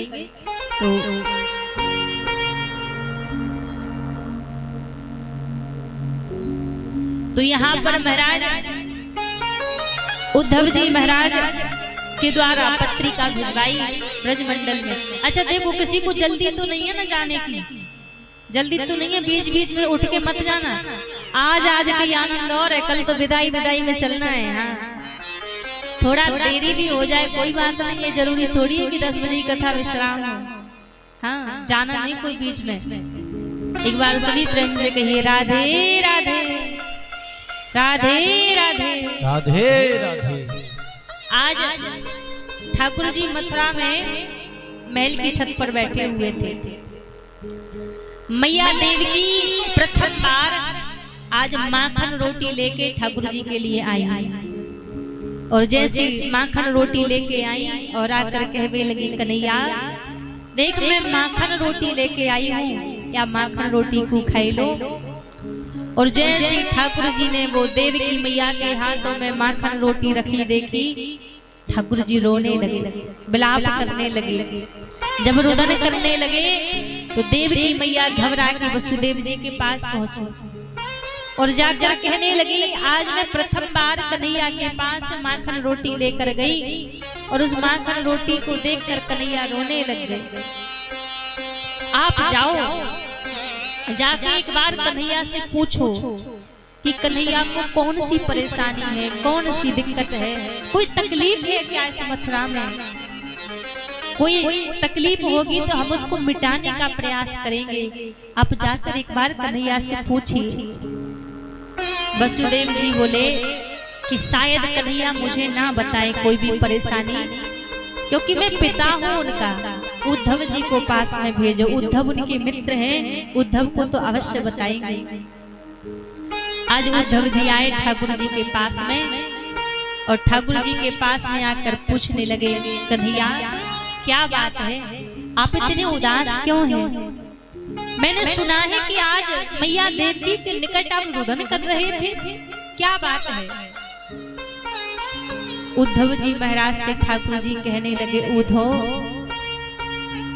उद्धव मोही ब्रज बिसरत नाही, हंस सुता को सुंदर कलरव और कुंजन की छाही, उद्धव मोही ब्रज बिसरत नाही। अरे उद्धव, मुखु ब्रज मंडल की याद आती है, मैया यशोदा की याद आती है, ब्रज की गोपियों की याद आती है। मैं चाह कर भी ब्रज को भुला नहीं पा रहा हूँ, मुझे ब्रज की याद आती है। उद्धव जी बोले कि आपको ब्रज की याद आती है? उद्धव जी को हंसी आ गई सुन के। जब भगवान ने कहा कि ब्रज की याद आती है तो उद्धव हंसने लगे। उद्धव बोले, अच्छा मुझे अब पता लगा कि पर ब्रह्म को भी किसी की याद आती है। आप ब्रह्म हैं, आप भूलिए मत। और आपको ब्रजवासियों की याद आ रही है, मैया की याद आ रही। ब्रह्म की भी क्या कोई माँ होती है? ब्रह्म का भी क्या कोई पिता होता है? और तुम्हें आज मैया बाबा ब्रजवासियों की याद आ रही है। ठाकुर जी बोले, उद्धव बात तो यही है ना, इसी बात से तो मुझे याद आ रही है। मैं तुम जैसे ज्ञानियों के लिए ब्रह्म हूँ, तुम्हारे जैसे ज्ञानियों के लिए मैं भगवान हूँ, लेकिन मेरी मैया यशोदा के लिए तो मैं उनका लाला हूँ, मेरे बाबा के लिए मैं उनका लाला हूँ। और जो गोपियां जो मुझसे प्रेम करती थी, उन गोपियों का जो निस्वार्थ प्रेम मुझसे था, तुम जैसे ज्ञानी उस प्रेम को नहीं जान सकेंगे, तुम जैसे ज्ञानी उस प्रेम को नहीं समझ सकेंगे। जितना प्रेम उस ब्रजमंडल में मुझे मिला है, उस प्रेम की परिभाषा को तुम नहीं जान सकोगे। अच्छा उद्धव, मेरा एक काम करोगे? उद्धव जी बोले, कौन सा काम है? मेरी पत्रिका लेकर तुम क्या ब्रजमंडल जाओगे? उद्धव जी पहले तो विचार करने लगे, प्रभु ये कौन सा काम दे रहे हैं। मैं ठहरा ज्ञानी पढ़ा लिखा, वहां ब्रजवासियों को किसी को पढ़ना नहीं आता, कोई ज्ञानी नहीं है, उनको किस भाषा में मैं समझाऊंगा। ये बड़ा कठिन काम आप मुझे दे रहे हैं, कौन सी भाषा में मैं जाके उनको समझाऊंगा। ठाकुर जी मन ही मन विचार कर रहे हैं, उद्धव तुम जाओ तो सही, भाषा तो वही पढ़ पाई होगी कि कौन किसको किस भाषा में समझा रहा है, तुम जाओ तो सही एक बार। उद्धव पत्रिका को लेके जैसे ब्रजमंडल में प्रवेश किया, ब्रजमंडल में जाने लगे। जब ब्रजमंडल में जाने लगे तो उद्धव विचार करके गए थे कि जाऊंगा और बस पत्रिका दे के 2 घंटे में वापस लौट कर आ जाऊंगा, सोच कर गए थे, विचार करके गए थे। लेकिन जब उद्धव जी पहुंचे तो जो वृंदावन से रास्ता मथुरा की ओर आता है, वहां पर सारे ग्वाल बाल जिस दिन से ठाकुर जी वृंदावन को छोड़कर गए हैं ना, उसी स्थान पर सारे ग्वाल बाल बैठे रहते हैं। वो ब्रज के ग्वाल बाल, वो ब्रज की गोपियां पढ़ी लिखी तो है नहीं, उंगलियों पर गिनती है, आज कल परसों। आज ठाकुर जी नहीं आए, कल फिर गिनेंगे, आज कल परसों। शायद एक ना एक दिन तो ऐसा आएगा जिस दिन कन्हैया की परसों होगी और कन्हैया लौट के आएंगे। वो ग्वाल बाल उसी मार्ग पर बैठे रहते और उंगलियों पे गिना करते, आज कल परसों, परसों कन्हैया आ जाएगा हमारो। आज जब उद्धव का रथ दिखाई दिया, उद्धव जी को अपनी पीतांबरी उड़ा के ठाकुर जी ने भेजा था, कहा उद्धव यदि तुम ऐसे जाओगे तो गोपियां पहचानेंगी नहीं, क्योंकि गोपियां ब्रजवासी केवल मुंह को पहचाने। अपने वस्त्र अपनी पीतांबरी उद्धव जी को दी, जिस रथ में ठाकुर जी बैठकर गए थे उसी रथ से उद्धव जी को भेजा। जब ग्वाल वालों ने वो रथ आते हुए देखा, वो छोटे छोटे ग्वाल वाल दौड़ पड़े, भाग पड़े, अरे मेरो कन्हैया आ गयो, कन्हैया आ गयो। और जैसे रथ के पास पहुंचे, उद्धव जी को देखा, सब उदास हो गए। ग्वाल वालों से उद्धव जी पूछने लगे, भैया यहाँ पर मैया यशोदा को घर कौन सो है? मैं मथुरा के आया हूँ, मैं कन्हैया को मित्र हूँ। कन्हैया को ब्रजवासियों की याद आ रही थी तो मैं पत्रिका लेके आया हूँ। वो ग्वाल वाल सोचने लगे, बाहर कन्हैया तुझे याद भी आई तो स्वयं चल के ना आयो, पत्रिका भेज दी।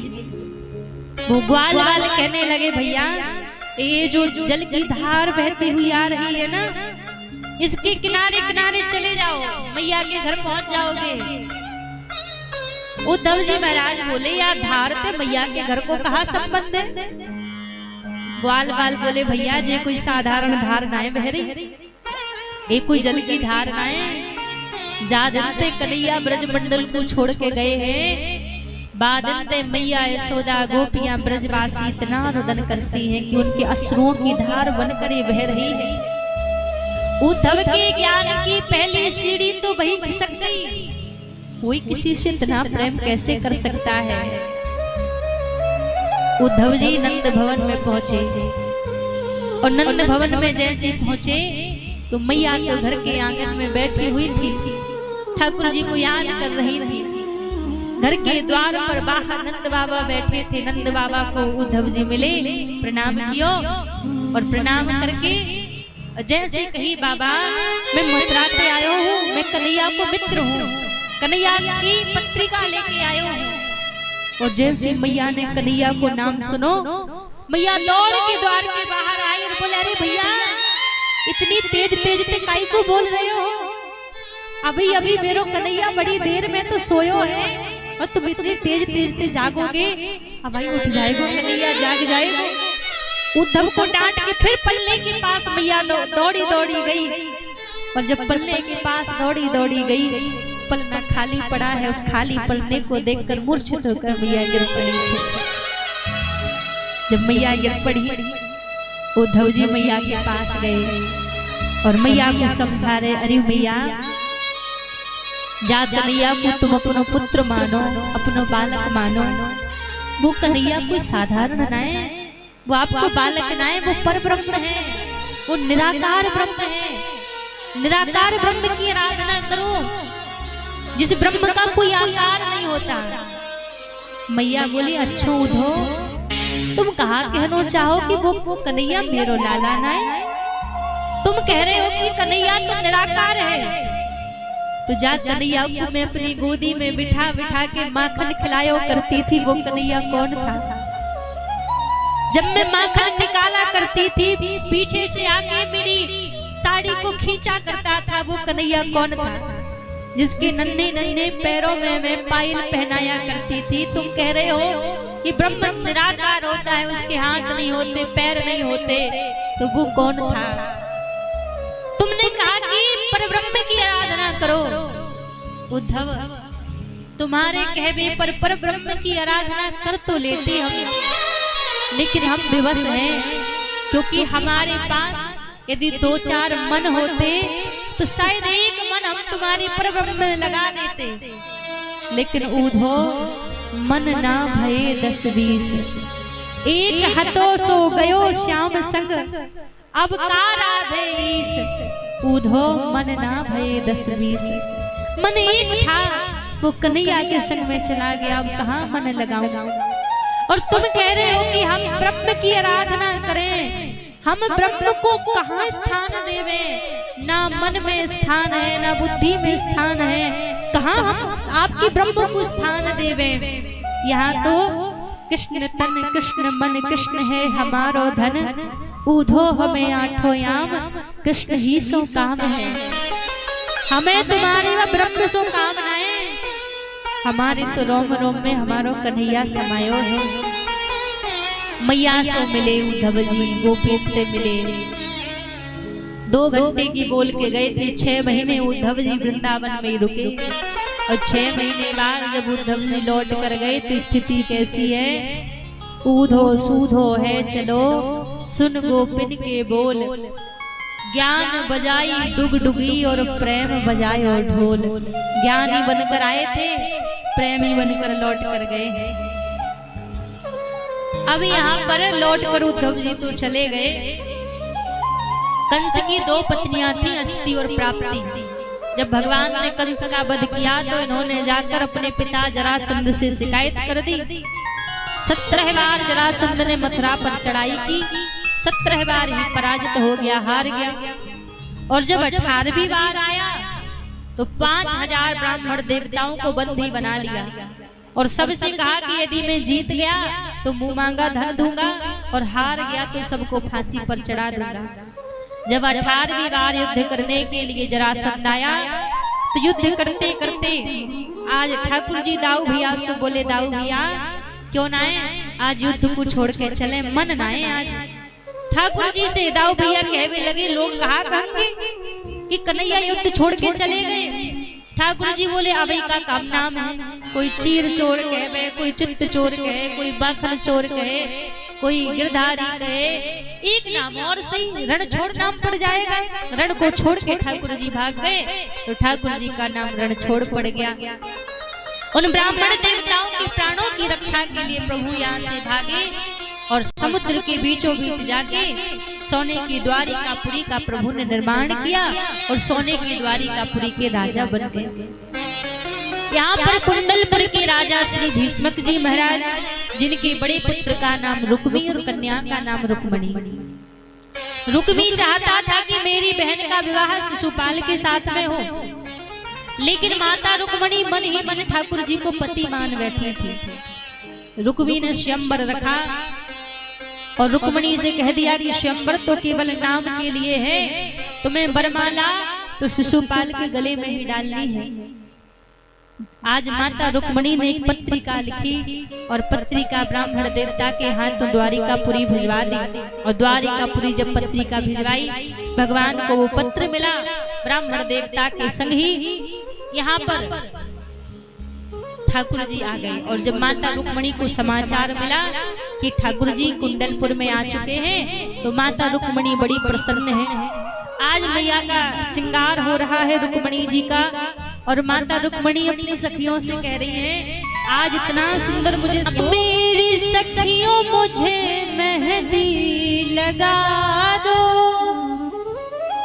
मेहंदी लगा दो मुझे ऐसी सजा दो, मुझे श्याम सुंदर की दुल्हन बना दो। हे मुझे श्याम सुंदर की दुल्हन बना दो, मुझे श्याम सुंदर की दुल्हन बना दो।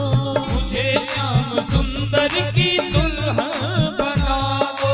आओ मेरी सखियों मुझे मेहंदी लगा दो, ओ मेरी सखियों मुझे मेहंदी लगा दो, मेहंदी लगा दो मुझे ऐसी सजा दो, मेहंदी लगा दो मुझे ऐसी सजा दो।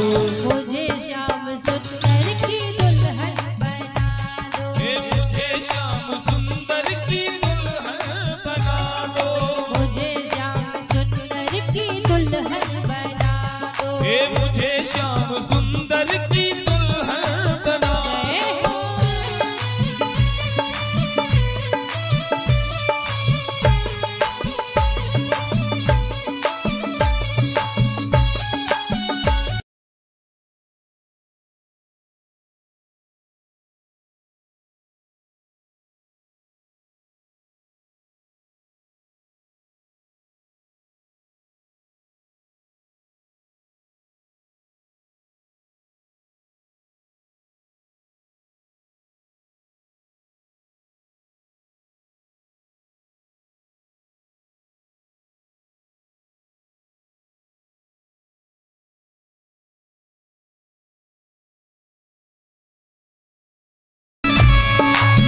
सत्संग ने मेरी बात चलाई, सत्संग में मेरी बात चलाई, सतगुरु ने मेरी कीनी सगाई, सतगुरु ने मेरी कीनी सगाई। उनको बुला के हथेली बातों करा दो, उनको बुला के हथेली बातों करा दो।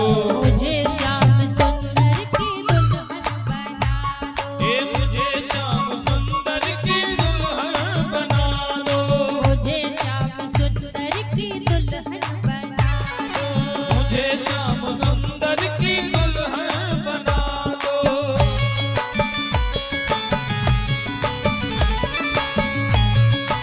रुक्मणी हरण भगवान की।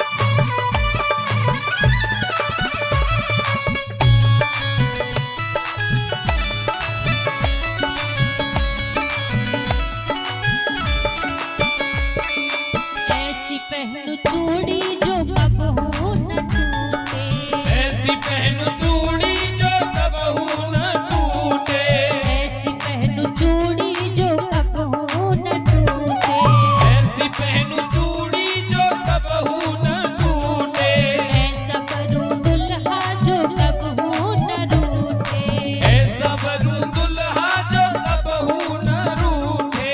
अटल सुहागे की बिंदिया लगा दो, अटल सुहागन की बिंदिया लगा दो। मुझे श्याम सुंदर की दुल्हन बना दो। हे मुझे श्याम सुंदर की दुल्हन बना दो, मुझे श्याम सुंदर की दुल्हन बना दो। हे मुझे श्याम सुंदर की दुल्हन बना दो।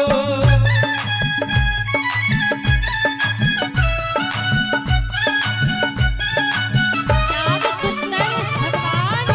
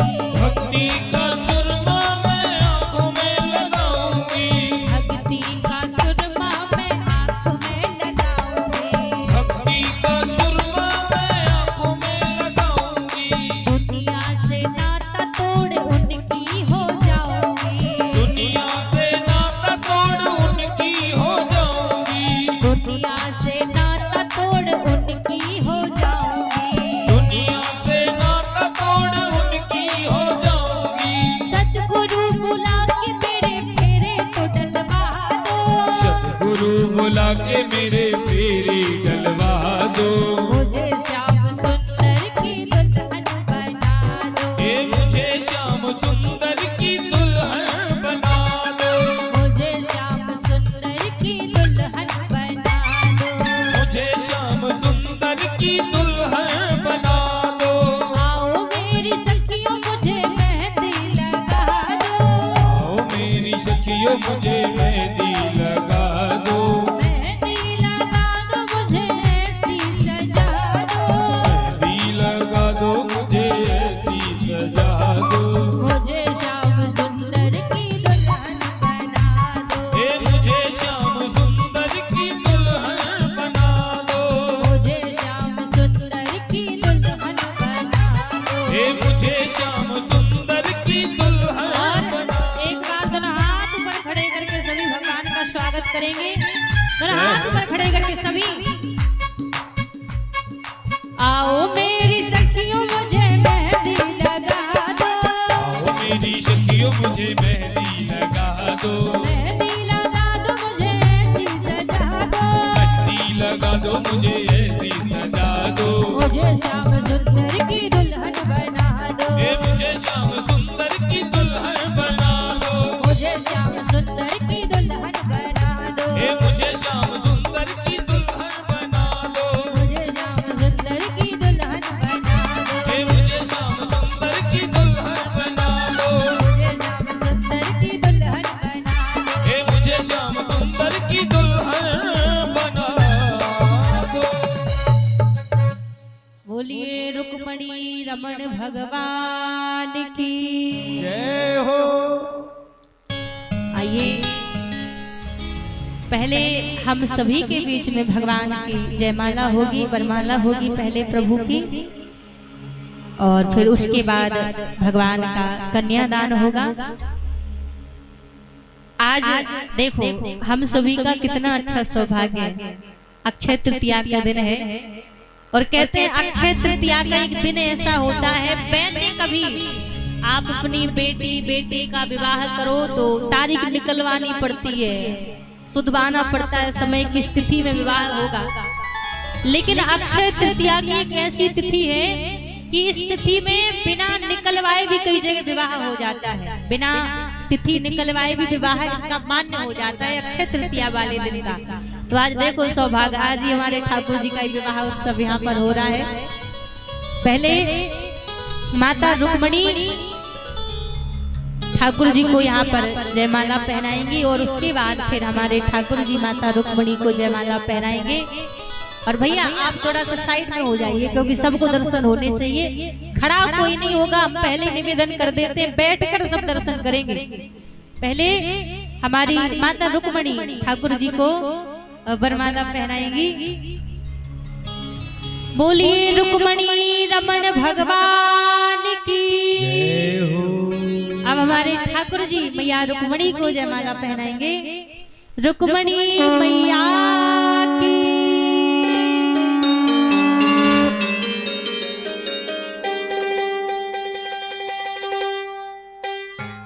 अब पहले हमारे सबसे पहले जो यजमान जी हैं कथा के, वो आकर भगवान का कन्यादान करेंगे। उसके बाद फिर एक एक करके जिनका भाव है भगवान का कन्यादान करने का, वो फिर भगवान का कन्यादान करेंगे। तो पहले हमारे यजमान जी और आकर भगवान का कन्यादान करेंगे सहपत्नी आके।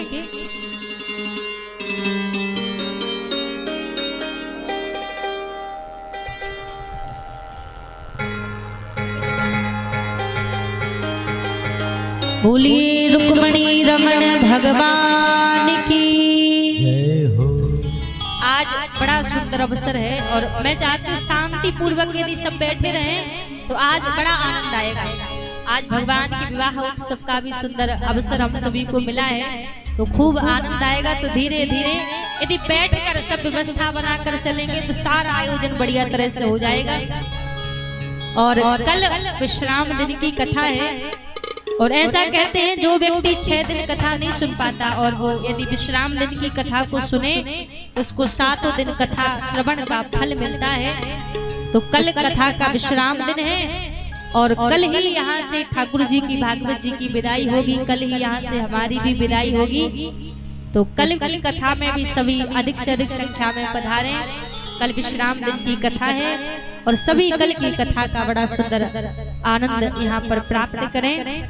तो यहाँ पर पहले माता रुक्मणी और ठाकुर जी का कन्यादान होगा और सभी बैठकर शांति पूर्वक आनंद लेंगे। थोड़ी देर सभी लोग बैठे रहेंगे।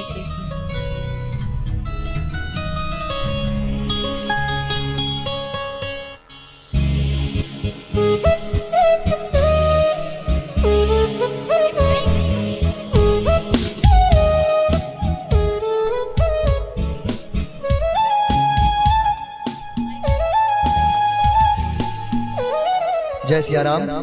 हरि ओम।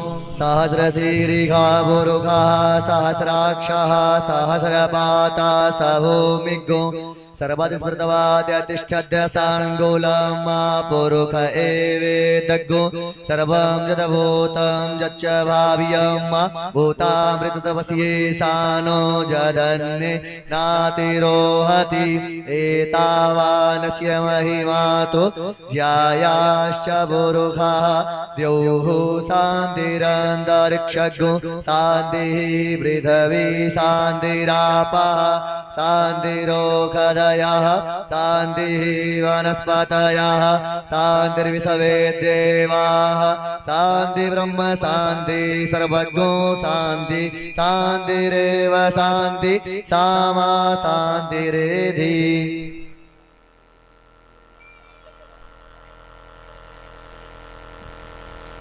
अद्य संकल्पः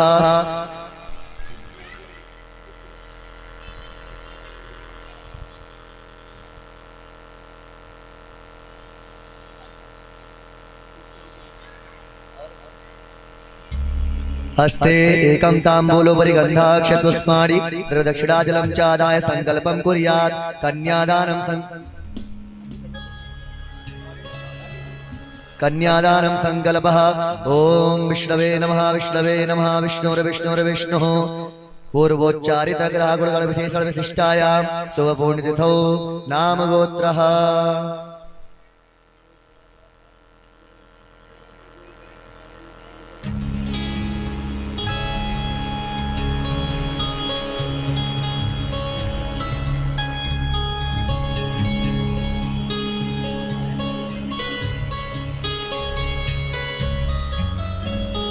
विनोद झा नामक यजमानस्य सापत्निकस्य अद्य श्रीमद्भागवत महापुराण साप्ताहिक याज्ञ कर्मणि कन्यादानं वस्त्रं शाटिकायां तथा पात्रम् आदि च स्वर्णदानम् अहं कन्यादानोपरान्तं करिष्ये। ओम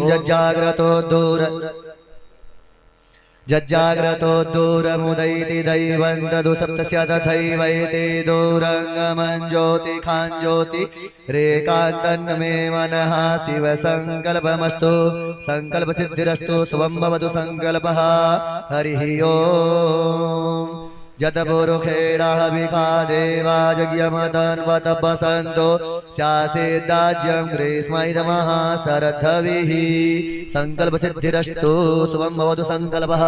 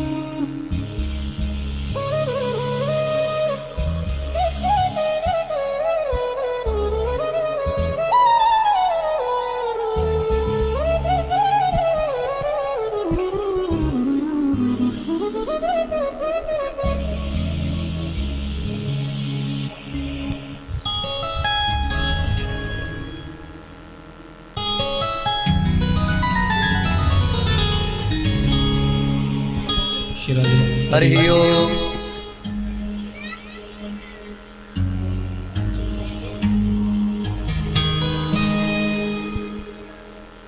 हरि ओम द्यौः शान्तिरन्तरिक्षगो शान्तिः पृथिवी शान्तिरापः शान्तिरोषधयः शान्तिः वनस्पतयः शान्तिर्विश्वे देवाः शान्तिर्ब्रह्म शान्तिः सर्वज्ञो शान्तिः शान्तिरेव शान्तिः सामा शान्तिरेधि। श्रद्धे। अब हमारी सभी माताएं अभी 5 मिनट बैठी रहेंगी। सभी माताओं से निवेदन है, पहले हमारे जो भी दादाजी लोग भैया जी लोग कन्यादान करना चाहें एक एक करके आएंगे। और भैया जो डंडा लेके खड़े हैं उनसे निवेदन है आगे चल के रोकें, यहाँ पे नहीं, यहाँ पे उतरने का लगाएं। जो आगे गेट बना है वहां पर रोकेंगे और उतरने देंगे। पहले हमारे जो भी भैया जी लोग दादाजी लोग कन्यादान करना चाहें वो शीघ्र आएंगे। उसके बाद हमारी एक एक दो करके सभी माताएं आएंगी। निवेदन है सभी व्यवस्था बनाए रखेंगे। जिन दादाजी लोगों को आना है मेरा निवेदन है शीघ्र आए, समय नहीं लगाएंगे। उसके बाद आप हम सभी बड़े धूमधाम से भगवान के विवाह उत्सव को मनाएंगे। तो जो माताएं खड़ी हो रही है माताएं बैठ जाए पहले। अभी सभी माताओं से निवेदन है सभी बैठ जाए पहले। ये जो माताएं खड़ी हो रही हैं अभी बैठ जाइए आप सभी।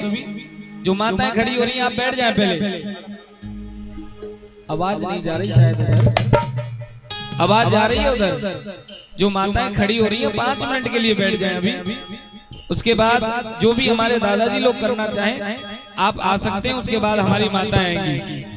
ओ तेरा किसने किया श्रृंगार सांवरे, तेरा किसने किया श्रृंगार, तेरा किसने किया श्रृंगार सांवरे, तेरा किसने किया श्रृंगार सांवरे। लगे दुल्हा सा तू दिलदार सांवरे, लगे दुल्हा सा तू दिलदार सांवरे, लगे दुल्हा सा तू दिलदार सांवरे, लगे दुल्हा सा तू दिलदार सांवरे। तेरा किसने किया श्रृंगार सांवरे, तेरा किसने किया श्रृंगार सांवरे। और भैया जी आचार्य जी निवेदन है जो पूजन कर ले उनको नीचे उतारते चले, समय नहीं लगवाएंगे। सभी से निवेदन है मंच पर कोई भी खड़ा ना हो, पूजन करके वापस नीचे आते जाए। जितने भी परिवारजन भी हैं सभी से निवेदन है परिवारजन भी नीचे आ जाए, क्योंकि समय और मंच छोटा सा है। पूजन करके नीचे उतरते चलेंगे। ओ तेरा किसने किया श्रृंगार सांवरे, तेरा किसने किया श्रृंगार सांवरे। ओ लगे दुल्हा सा तू दिलदार सांवरे, लगे दुल्हा सा तू दिलदार सांवरे, लगे दुल्हा सा तू दिलदार सांवरे, लगे दुल्हा सा तू दिलदार सांवरे। तेरा किसने किया श्रृंगार सांवरे, तेरा दिया श्रृंगार सांवरे, ओ तेरा किसने किया श्रृंगार सांवरे, तेरा किसने दिया श्रृंगार सांवरे। लगे दुल्हा सा तू दिलदार सांवरे, लगे दुल्हा सा तू दिलदार सांवरे, लगे दुल्हा सा तू दिलदार सांवरे, लगे दुल्हा सा तू दिलदार सांवरे। ओ तेरा किसने किया श्रृंगार सांवरे, तेरा किसने दिया श्रृंगार सांवरे। दूल्हा सरकार की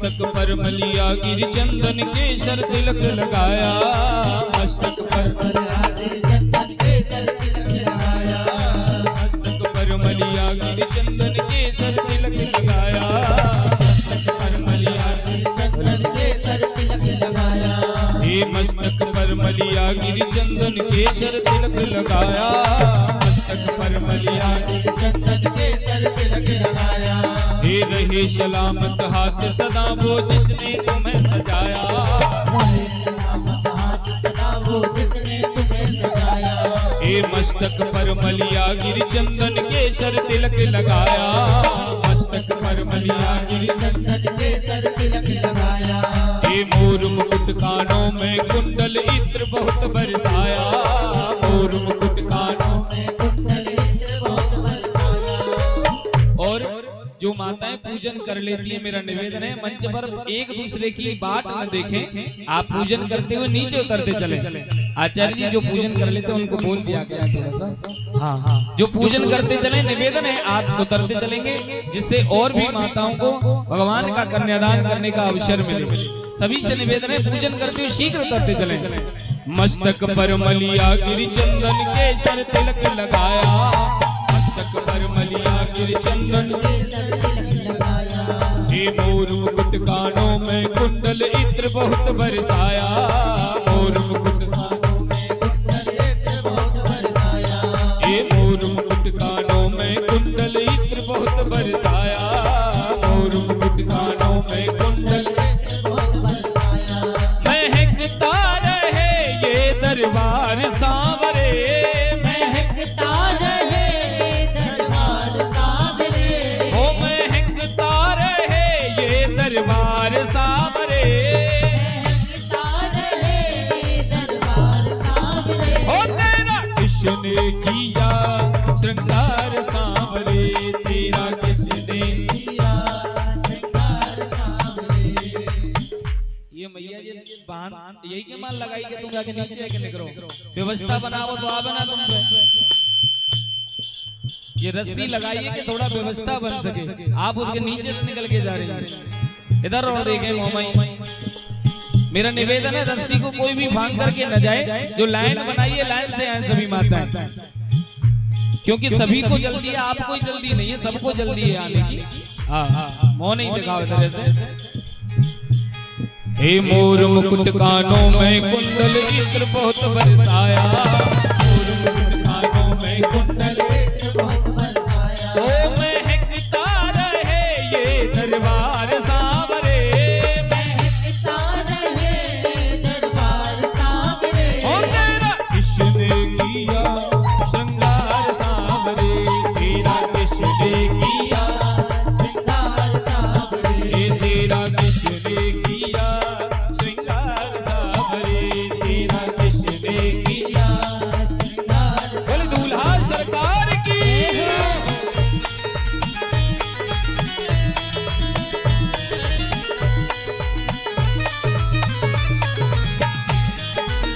द्वारकाधीश भगवान की।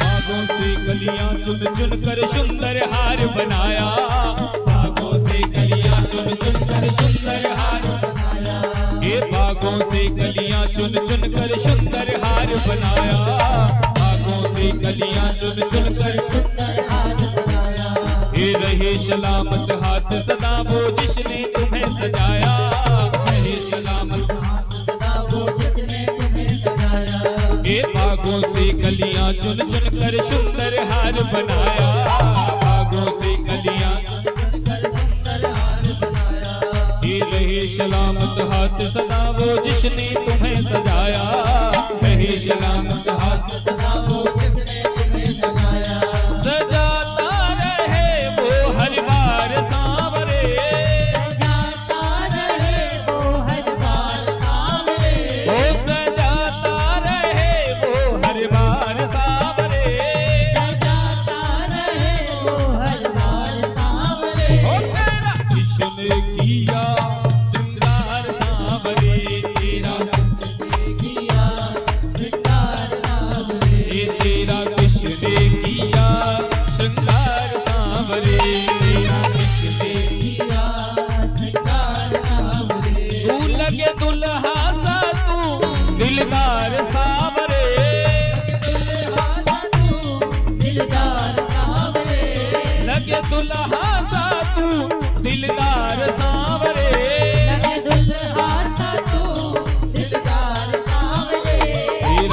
किसने किया श्रृंगार सांवरे, तेरा किसने किया श्रृंगार सांवरे।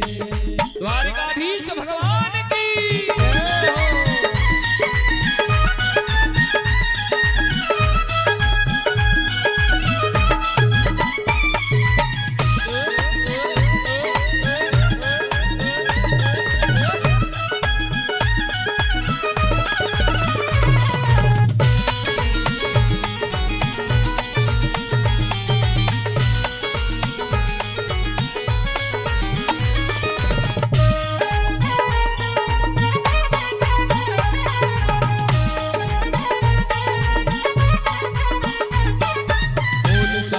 बोल तुझे मैं कौन सा भजन सुनाऊं, बोल सांवरे बोल तुझे मैं कौन सा भजन सुनाऊं, ये बोल सांवरे बोल तुझे मैं कौन सा भजन सुनाऊं, बोल सांवरे बोल तुझे मैं कौन सा भजन सुनाऊं। ये ऐसा कोई राग बता दे तू नाचे मैं गाऊं, ऐसा कोई राग बता दे तू नाचे मैं गाऊं, ये ऐसा कोई राग बता दे तू नाचे मैं गाऊं।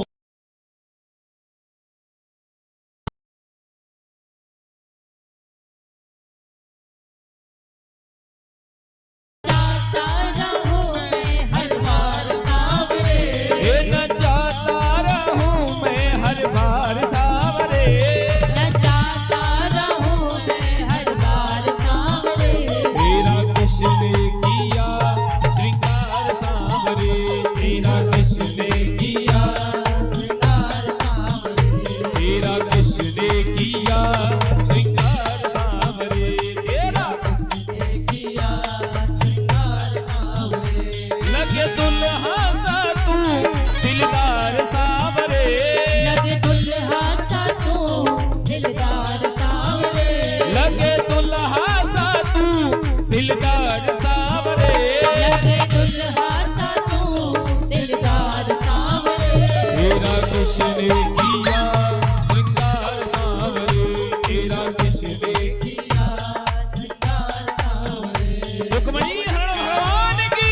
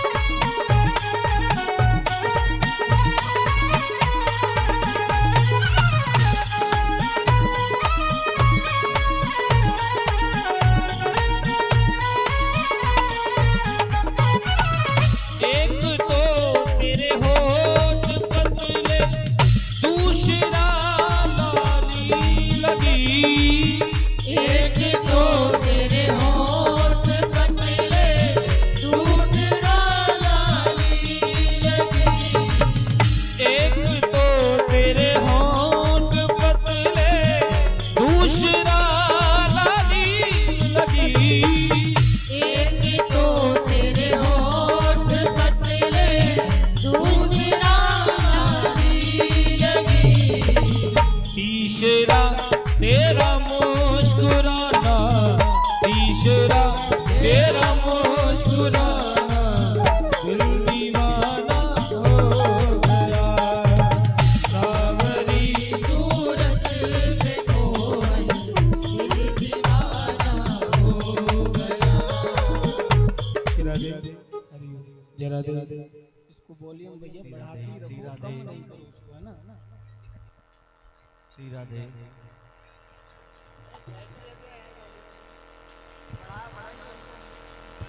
श्री राधे। श्री राधे। श्री राधे। श्री राधे।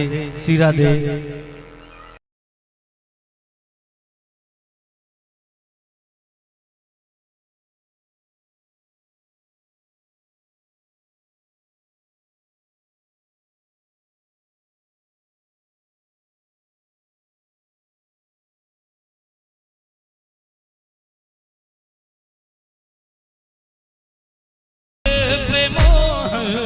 दिल दीवाना हो गया।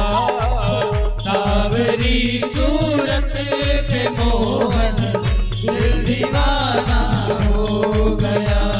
ओ दिल दीवाना हो गया मेरा, दिल दीवाना हो गया।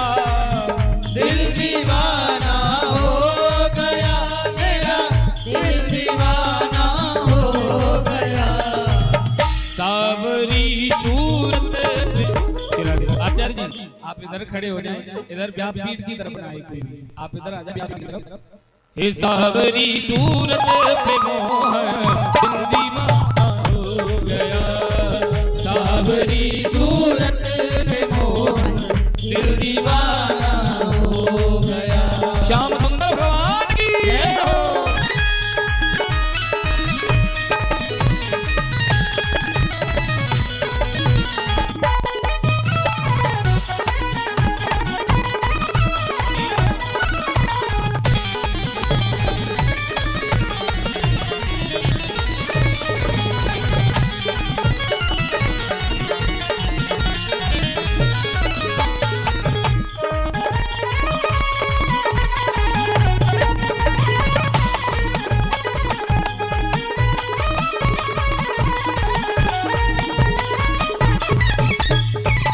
एक तो तेरे हाथ को, दूसरा मेहंदी लगी।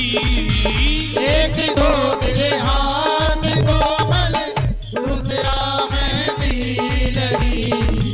एक तो तेरे हाथ कोमल, दूसरा मेहंदी लगी। एक तो तेरे हाथ कोमल, दूसरा मेहंदी लगी। और तीसरा मुरली बजाना, दिल दीवाना हो गया। तीसरा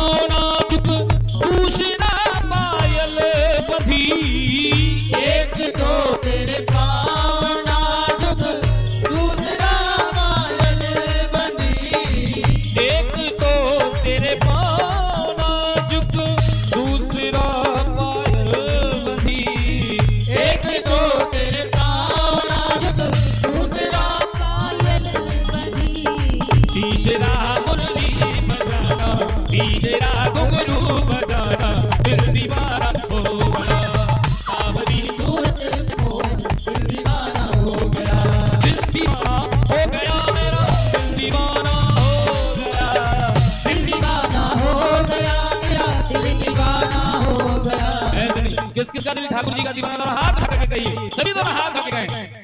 सावरी सूरत में मोहन दिल दीवाना हो गया, सावरी सूरत में मोहन दिल दीवाना हो गया, ये सावरी सूरत में मोहन दिल दीवाना हो गया, सावरी सूरत में मोहन दिल दीवाना हो गया।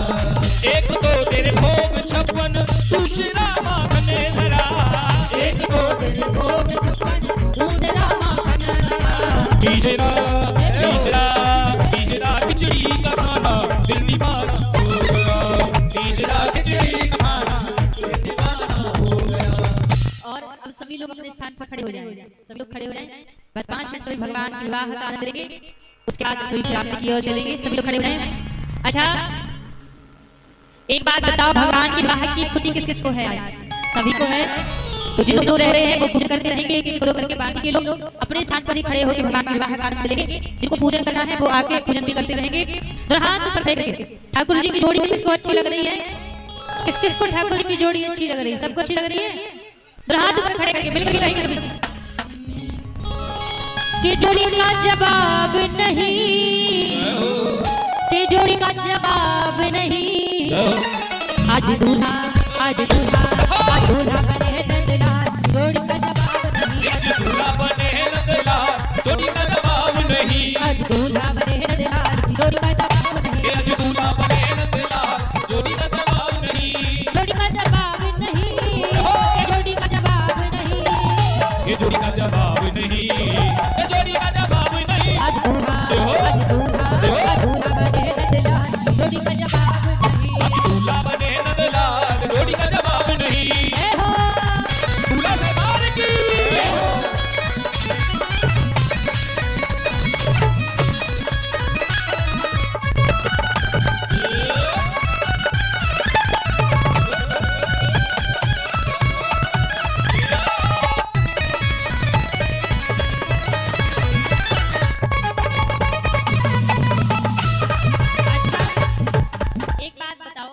तुम इतने सबरे खड़े हो, कहीं को आए हो, देख आए हो? हाँ, भगवान के ब्याह की खुशी ना है तुम्हें? अब दूसरी बात अवई तो जो खाली अब सब आगे तू आ गया, पीछे खाली पड़ा है। कम से कम इतने तो फैल जाओ कि एक दूसरे को नाच में कुछ जगह बच्चे दिखे कि जो नाच रहे हैं जो खड़े हैं, यूं चुबक चुबक के खड़े हैं, सर्दी लग रही हो जैसे। हाँ, नहीं पीछे पीछे है जाओ सभी कि नाच में कुछ जगह बचे। और हाँ, कौन कौन ठाकुर जी की शादी में आया जिसको पसंद आया, तो हाथ ऊपर खड़े करके नाचते हुए कहेंगे क्या? कन्हैया तेरी शादी में, कन्हैया तेरी शादी में, कन्हैया तेरी शादी में, कन्हैया तेरी शादी में। आज नाचेंगे आज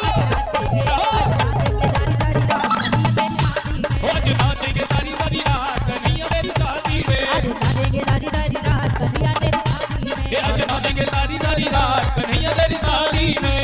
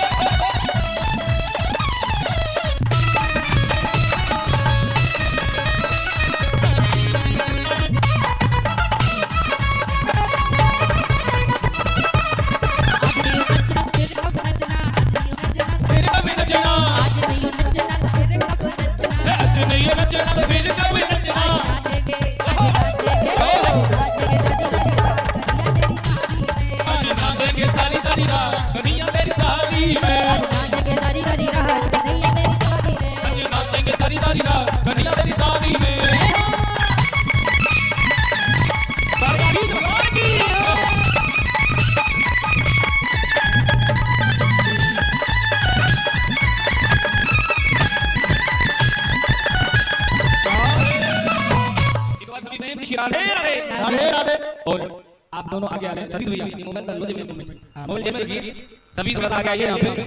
अगर आप खुशी नहीं है ठाकुर जी की विवाह की, है ना? आगे नहीं, थोड़ा आगे आ गया, तुम दुनिया नदा तुम भी नाच संग में। हाँ, आगे आइए, आगे जोड़े से आप भी आइए। हाँ, प्रभु जी प्रभु जी, एक बार हाथ उठा के सभी दोनों हाथ लगे। ओ काली कमली वाला मेरा यार है, काली कमली वाला मेरा यार है, मेरे मन का मोर तू काली कमली वाला मेरा यार है, मेरे मन का मोर तू प्रभु जी तुम्हारे लिए ये जगह ठीक नहीं, आप उधर की साइड चलिए, उधर चलिए थोड़ा सा, ये जगह ठीक नहीं आपकी। हाँ वो ठीक है, निकलिए थोड़ा सा, सही है। हाँ थोड़ा हाथ आगे सभी थोड़ा हाथ हाथ रखें। काली कमली वाला मेरा यार है, ओ काली कमली वाला मेरा यार है, मेरे मन का मान तू दिलदार है, ओ काली कमली वाला मेरा यार है, मेरे मन का मान तू दिलदार है। ऐसा लग रहा है आप तो आनंद नहीं लेते। आगे आइए, कोई बात नहीं। हाँ भाई ये जगह ठीक है। थोड़ा हाथ उठा सभी, एक बार सभी झूठ मत, सभी थोड़ा हाथ उठा के, आप भी थोड़ा हाथ उठा के, जिन्हें खुशी हो तो हाथ उठाइए। ओ काली कमली वाला मेरा यार है, ओ काली कमली वाला मेरा यार है, मेरे मन का मान तू दिलदार है, ओ काली कमली वाला मेरा यार है, मेरे मन का मान तू दिलदार है, तू मेरा यार है, मेरा दिलदार है, तू मेरा यार है, मेरा दिलदार है, ओए ओए ओए काली कमली वाला मेरा यार है, मेरे मन का मान तू दिलदार है, ओ काली कमली वाला मेरा यार है। एक बार हाथ उठा सभी हाथ रखें। एक दो तीन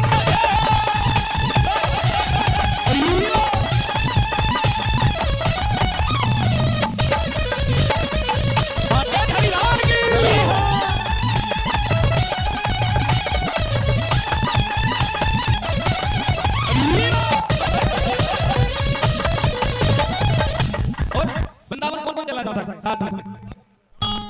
कौन वृंदावन चला जाएगा यहाँ पे? देखिए कल यहाँ से कथा विश्राम होगी, उसके बाद किसी कथा है वृंदावन का हाथ रखेंगे, कितना में हो और कहिए साथ में, हो वृंदावन जाएंगे उनमें हंसाएंगे, वृंदावन जाएंगे उनमें हंसाएंगे, वहाँ के बिहारी रूपे दर्शन हम पाएंगे, सबका करेंगे कल्याण मेरे वहाँ के बिहारी, सबका करेंगे कल्याण मेरे वहाँ के बिहारी, सबका करेंगे उद्धार मेरे वहाँ के बिहारी, सबका करेंगे उद्धार मेरे वहाँ के बिहारी, हो वृंदावन जाएंगे उनमें हंसाएंगे, वृंदावन जाएंगे उनमें हंसाएंगे, वहाँ के बिहारी रूपे दर्शन हम पाएंगे, सबका करेंगे कल्याण मेरे वहाँ के बिहारी, सबका करेंगे कल्याण मेरे वहाँ के बिहारी।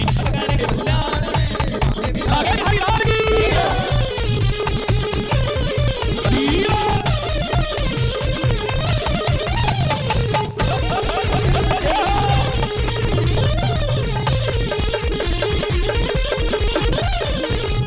एक बार लास्ट में हाथ रख के ठाकुर जी का दीवाना और हाथ उसके बाद आरती करते हैं और हाथ रखें। तो मेरा दिल तो दीवाना हो गया मुरली वाले तेरा, मेरा दिल तो दीवाना हो गया मुरली वाले तेरा, मेरा दिल तो दीवाना हो गया मुरली वाले तेरा, मेरा दिल तो दीवाना हो गया मुरली वाले तेरा, मुरली वाले तेरा, मुरली वाले तेरा, मुरली वाले तेरा, मेरा दिल तो दीवाना हो गया मुरली वाले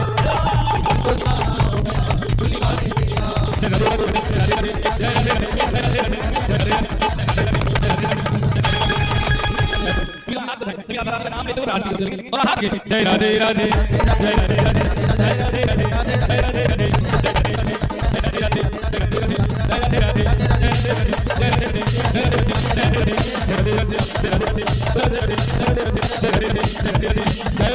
श्री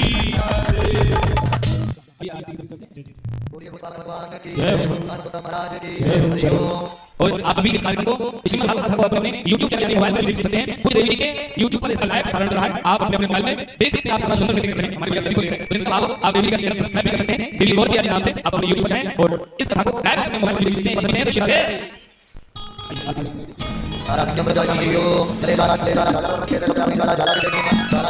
कन्हैया तेरी याद की सारा संसार करेगा, कर तोड़ के श्यामा तेरी याद की, कन्हैया तेरी याद की सारा संसार करेगा, कर तोड़ के श्यामा तेरी याद की, कन्हैया तेरी याद की सारा संसार करेगा, कर तोड़ के श्यामा तेरी याद की, कन्हैया तेरी याद की सारा संसार करेगा, कर तोड़ के सिर पर सोहाना मुकुट विराज